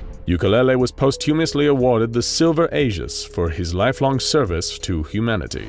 As the file stated, SCP-166 is the child of the Goddess, and the reason for her anomalous degradation abilities is so that she can enact them on the world and fulfill her mother's unholy mission, a ritual that would regress society to prehistoric times, ridding the world of modern technology and man-made creations. Why the Goddess wanted to carry out this ritual is unknown, but SCP-166 was her key to achieving her primitive desires. Through her child, she could reach her goals, but the Cornwall Incident threw a wrench in the Goddess's plans. Agent Ukulele, a global occult agent famous for decommissioning dangerous anomalies, was tasked with killing SCP-166. Perhaps it was her human appearance, or the fact that she was only a small child, or even something that lay even deeper. Ukulele could not bring himself to terminate SCP-166. He defected from the Global Occult Coalition, faking his death and taking SCP-166 alongside him. Entrusting her care to the Convent of Nuns, Ukulele made himself scarce, relieved that SCP-166 was safe. After being free from the Global Occult Coalition's grasp, Ukulele was unsure of what to do with his life. Taking the name Alto Clef, Ukulele had rid his previous identity from the anomalous world, and was prepared to start a new life. But he couldn't let SCP-166 live unattended. What if the Global Occult Coalition found her and terminated her in an act that would finish what they had started all those years ago? What if the Foundation discovered her? He didn't want to risk the girl being put into a life of containment that she never wanted. Clef decided that he made the best decision and kept SCP-166's existence to himself as best he could. But his hand was forced not long after. SCP-166 at the age of 12 was seen by a civilian visiting the convent, who reported her existence to the authorities. The Foundation became aware of SCP-166. Clef, wanting the best for SCP-166, exchanged valuable global occult coalition intelligence, documents, and information with the Foundation in exchange for SCP-166's containment and guaranteed safety. It was the best he could do for the girl. Clef then fully defected to the SCP Foundation, where his skills were heavily in demand. Soon, SCP-166 was retrieved from the convent and brought into containment. At least now, Clef could know she was safe. The Cornwall incident resulted in the termination of the goddess, and all parties were relieved that the world was rid of this dangerous and mysterious entity. But it also brought Clef a significant amount of strife. Why did he save SCP-166? Why was the battle-hardened and brutal assassin unable to kill her? What connection did Clef share with the goddess, if any? SCP-166 often wondered about the exact details of her past. She wasn't privy to her history with Clef or all the details of her birth, or what arcane ritual she was born to carry out. SCP-166 only knew the convent, her faith in the Catholic religion, and her life in the custody of the SCP Foundation. During her talks with Chaplain Davis, she often discussed these feelings and desires to know more about herself and her past. The Foundation kept further details about the goddess and her past under restrictive classifications, and attempts to pry deeper never bore SCP-166 any fruit. One conversation between SCP-166 and Chaplain Davis was particularly noteworthy. Inside the small confessional, where the two met every other week, they exchanged greetings and began talking. SCP-166 enjoyed her talks with Chaplain Davis, which allowed her to explore her faith and further her appreciation of it. It also gave her an opportunity to talk about her feelings and thoughts in an environment similar to the ones she was raised in. To start, Davis reminded SCP-166 that information she gave him could be reported higher up in the Foundation, if need be. In the Catholic religion, confession is a confidential space, but for the SCP Foundation, the rules of the Church are often broken. As usual, I have to remind you that due to our environment, the seal of confession will not take place unless specifically invoked. Even then, details of our conversation can be unsealed if they're determined to be essential. Understand? Davis said. SCP-166 understood and nodded her head. First, SCP-166 asked a question about a replacement for Pope Benedict, who announced his retirement at the time of the interview. Chaplain Davis responded, Yes, that was rather unfortunate. But it does make sense, my child. He was rather old even when he first took up the position. Now he can rest, knowing he served the Church well. SCP-166 was curious to know if a replacement had been decided. Davis informed her that while there was speculation, one had yet to be decided for certain, though he was sure the Church would want to go forward with a fresh, new face to broaden its mission. SCP-166 seemed pleased at this, but Chaplain Davis sensed an underlying discomfort in the girl. She wasn't speaking her true feelings. He assured her that whatever question she had, he could answer to the best of his abilities and without any judgment. SCP-166 decided to speak up. She wanted to know if Chaplain Davis had a good relationship with his parents. Davis sat back for a moment and thought carefully about his response, as he did with all questions that could cause an emotional response in SCP-166. No topic was more sensitive for SCP-166 than the matter of her heritage. Davis informed her that he maintained a good relationship with his mother before she passed away, and a less than happy relationship with his father. Davis asked SCP-166 about her parents, diverting the conversation away from himself. He wasn't sure at this point exactly how much SCP-166 was told or knew. In fact, the Foundation didn't even let Chaplain Davis know the full context of SCP-166's origins. "I never really knew my parents," said SCP-166. "I got dropped off when I was a baby. I guess they must have known the sisters if they put me there, but I don't remember them, just what I picked up. They mentioned my mother a bit before they realized they should watch what they say about me. I think they said something about her being a goddess, which obviously wouldn't be true. She must have been some sort of spirit, but she must have been something if I ended up looking like this. I remember eavesdropping on the abbess. She was talking to one of the other sisters about how she had done something wrong, something about a ritual that someone else stopped. They said she died." Davis, taken aback by SCP-166's revelations, told the girl that he was sorry for her loss. SCP-166 said that it wasn't like she knew her anyway, so she wasn't bothered by it all that much. Davis asked about her father, but SCP-166 also had little information on him. She said that she had asked the abbess about him multiple times, but she never mentioned SCP-166's father. She wondered, if her mother, the goddess, was so horrible, what did her father do that made him unspeakable? SCP-166's questions would not go unanswered. One day, a letter was found inside her containment area. It read, "I first met your mother when we were little more than children. She had hooves for feet and starlight in her eyes. She was beauty and nature incarnate, and I killed her with my own 2 hands. Eden isn't a place, it is a state of being. They wanted to take us back to it, and I stopped them. I took paradise away from us for a second time. I've never regretted my actions on that day except one, that when you first met me on that day, you saw your father put a bullet into the head of your mother. I make no excuses, only explanation. You may not have even remembered it, but I'm telling you now in the hope you understand why I did what I did. I hope you forgive me. I love you. I wish I could have done more for you. The best I could do was leave you in the hands of kind and loving people and hope they would raise you in my place. From what I've seen, they did well. I'm sorry you couldn't stay with them. I'm sorry they brought you to this place. I promise to do my best to make sure your stay here is pleasant. I promise to keep you safe. Happy 16th birthday from your loving father, Dr. Clef." Site-19's director, Sophia Light, gave Clef a disciplinary interview for making unapproved contact with SCP-166 and writing such an emotional appeal to the girl.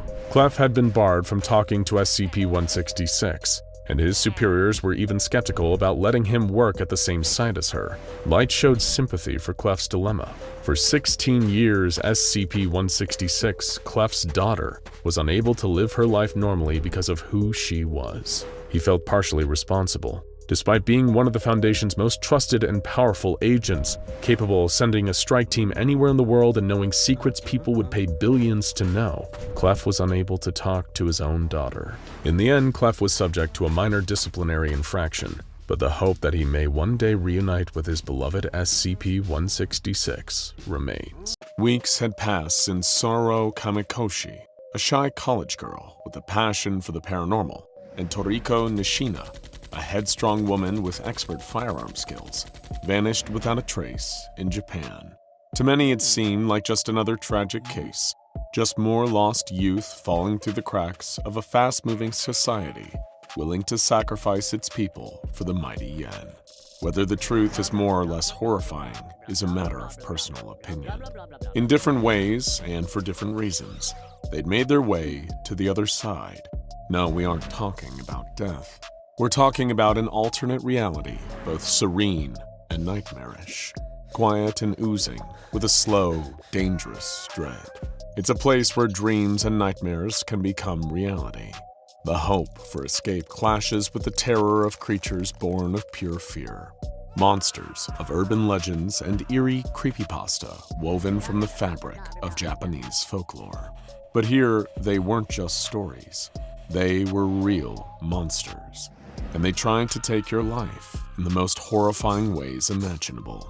It was by a mix of pure luck and impressive skill that the 2 young women had survived as long as they had in this terrible world of monsters and dark magic.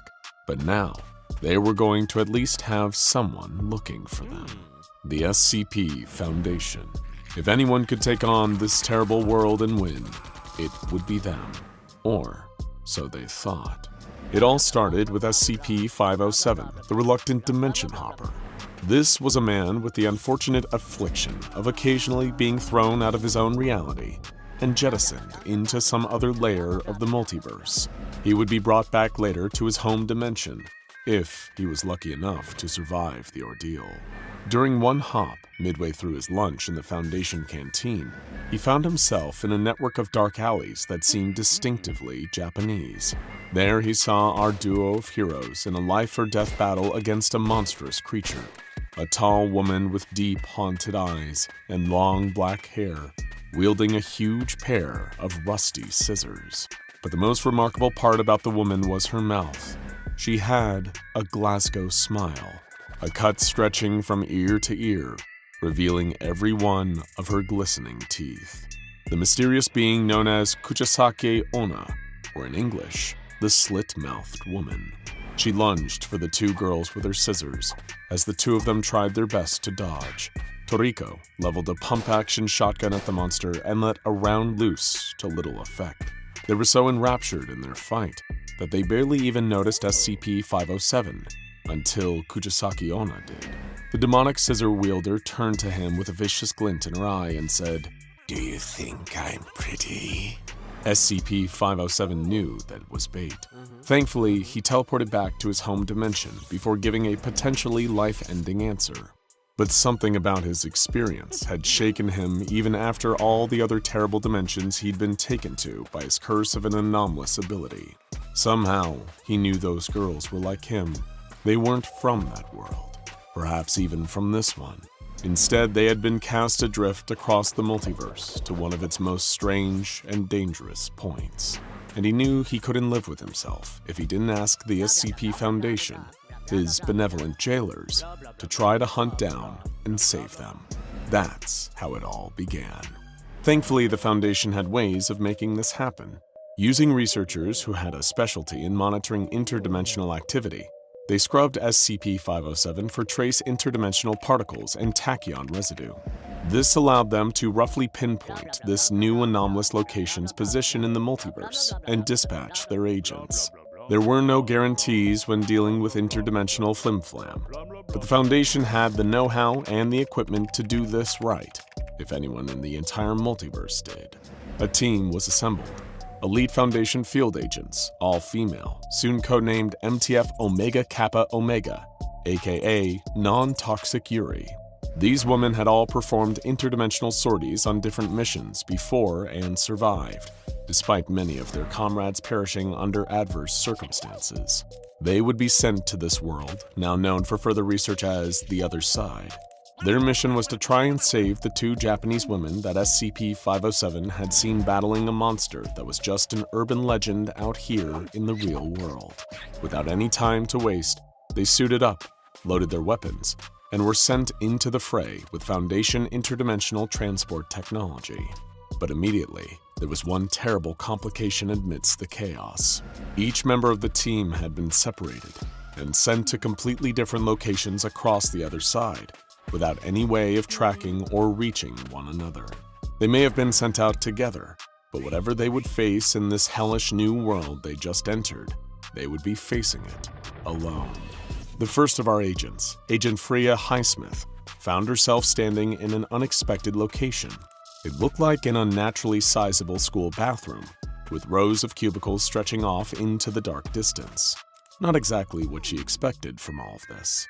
However, Foundation agents are trained to expect the unexpected, so Agent Highsmith immediately drew her gun and began inspecting the area, going stall to stall and carefully opening the doors. Most of the doors opened without incident, just regular gross high school bathrooms, until behind one of the doors she met with a profound shock. A figure in a school uniform, translucent like an old school ghost. And that's because it was. This being was Hanako-san of the toilet, a student whose tragic death unfortunately bound her to the school bathroom stalls. Before Agent Highsmith could say a word, the ghost frantically lifted a finger to her mouth in a shush motion and ushered the agent inside the stall, closing the door behind her. Agent Highsmith could identify fear even in the face of a ghost, and the idea that there was something in this bathroom that could even scare the dead, that frightened her beyond measure. She tried to stay quiet as she felt a presence enter the room, the sound of long fabric rustling. There was some unknowable power radiating off of the being as it approached their stall from outside the door and stopped in place. "Red toilet paper or blue toilet paper?" said a deep voice on the other side of the door. Hanako looked at Agent Highsmith as if to say, "Please don't answer," but it was already too late. The figure on the other side of the door spoke again, as if intercepting the very thought. "I know you're in there, Freya," he said. "You can't ignore me. Just answer the question. Red paper or blue paper?" Despite herself, the agent felt compelled to answer. "Blue," she said. Without a second to waste, the door was kicked open and a flurry of red swept in. A huge man in a flowing crimson cloak wearing a mask with a mocking grin sculpted onto it. This was Akamanto, or Red Cloak, the sadistic terror that haunts Japanese high school bathrooms looking for fresh prey. In choosing blue rather than red, Agent Highsmith chose death by asphyxiation rather than mutilation. Hanoko could only watch in horror as Akamanto's hands clasped around the agent's throat. Deep within the nightmarish labyrinth of Japanese urban folklore known as the Other Side, Agent Annabelle Grenville, another member of non-toxic Yuri, found herself in a small dark room. The air was heavy with silence, the only source of light coming from a single computer monitor flickering atop an old worn desk.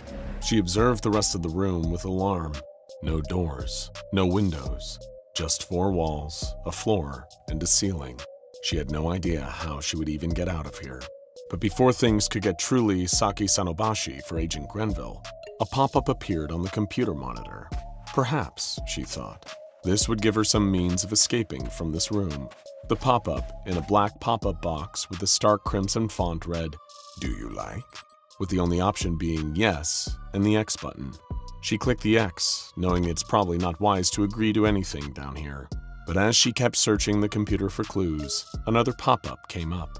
"Do you like red?" She'd clicked the X again, but the thing was relentless. "Do you like the red room?" This time, in hopes of at least making it go away, she clicked yes. Then the monitor turned off, leaving the room in total darkness. Agent Grenville felt something appear behind her. Pain screaming and terrible wet sounds were all that followed. Elsewhere, a third agent, the tenacious Agent Via Cleon, appeared from her own dimensional rift into another mysterious Other Side location. She was standing alone on a dark train station platform. She tried to check the signs for some kind of context or read any of the informational posters on the platform's walls, but she found that all of the text was neither in English nor Japanese, just garbled gibberish that she couldn't understand. The only sign that was anything close to legible was a weathered old piece of rusty metal with the words Kisaragi Station etched upon it.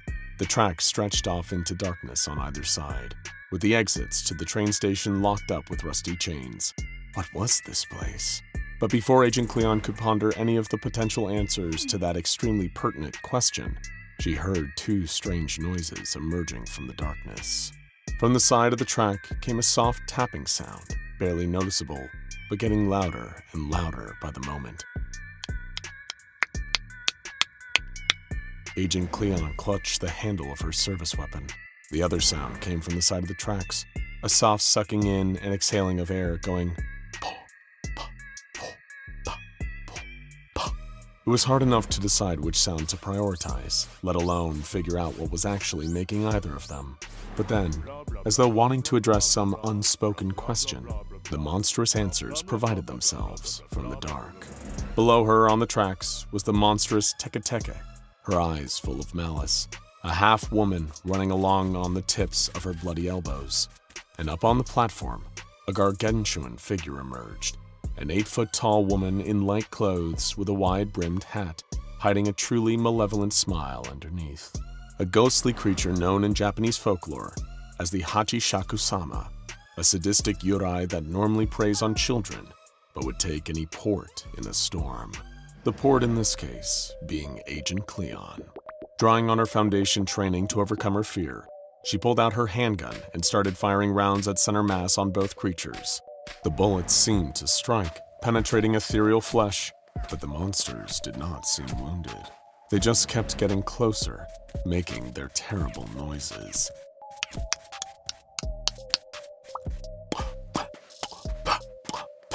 Agent Cleon had her back pressed up against a chained-up door, holding out her gun as a futile threat until she ran out of bullets.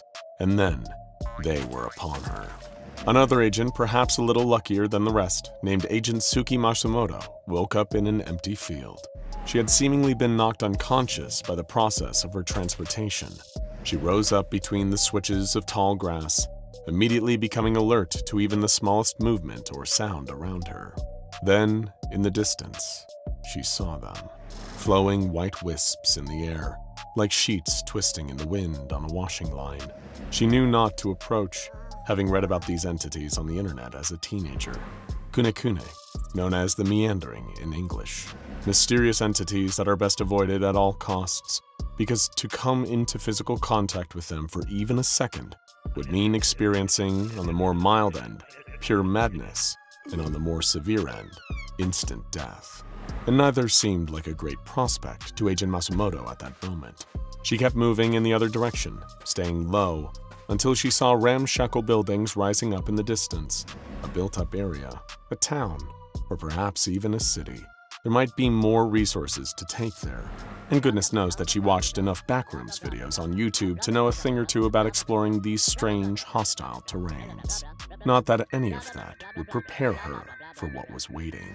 As she entered the seemingly abandoned city, she kept what she thought was a 360-degree awareness until a woman appeared behind her. Startled, Agent Masumoto stepped back and raised her service pistol, only to see that the woman standing behind her was a relatively normal person. Her only distinguishing mark was that she was wearing a surgical mask over her mouth, something not uncommon over the past few years for obvious reasons. But the agent's momentary lapse in guard stopped immediately when the woman asked a question. "Do you think I'm pretty?" At that moment, Agent Masumoto, who if the name hadn't given it away, was raised in Japan, knew that she was looking at Kuchisaki Onna. The vengeful ghost tore off her mask, revealing her terrifying broken grin. She was fond of asking her victims whether she was pretty, and either answer led to horrifying results. If you said she was pretty, she'd use her scissors to give you scars matching her own. If you disagreed, she simply used those same scissors to kill you out of spite. Only one answer could buy you enough time to escape. "You're average," Agent Masumoto said, "just sort of middle of the road." And while the monster was distracted, she turned and ran as fast as she could.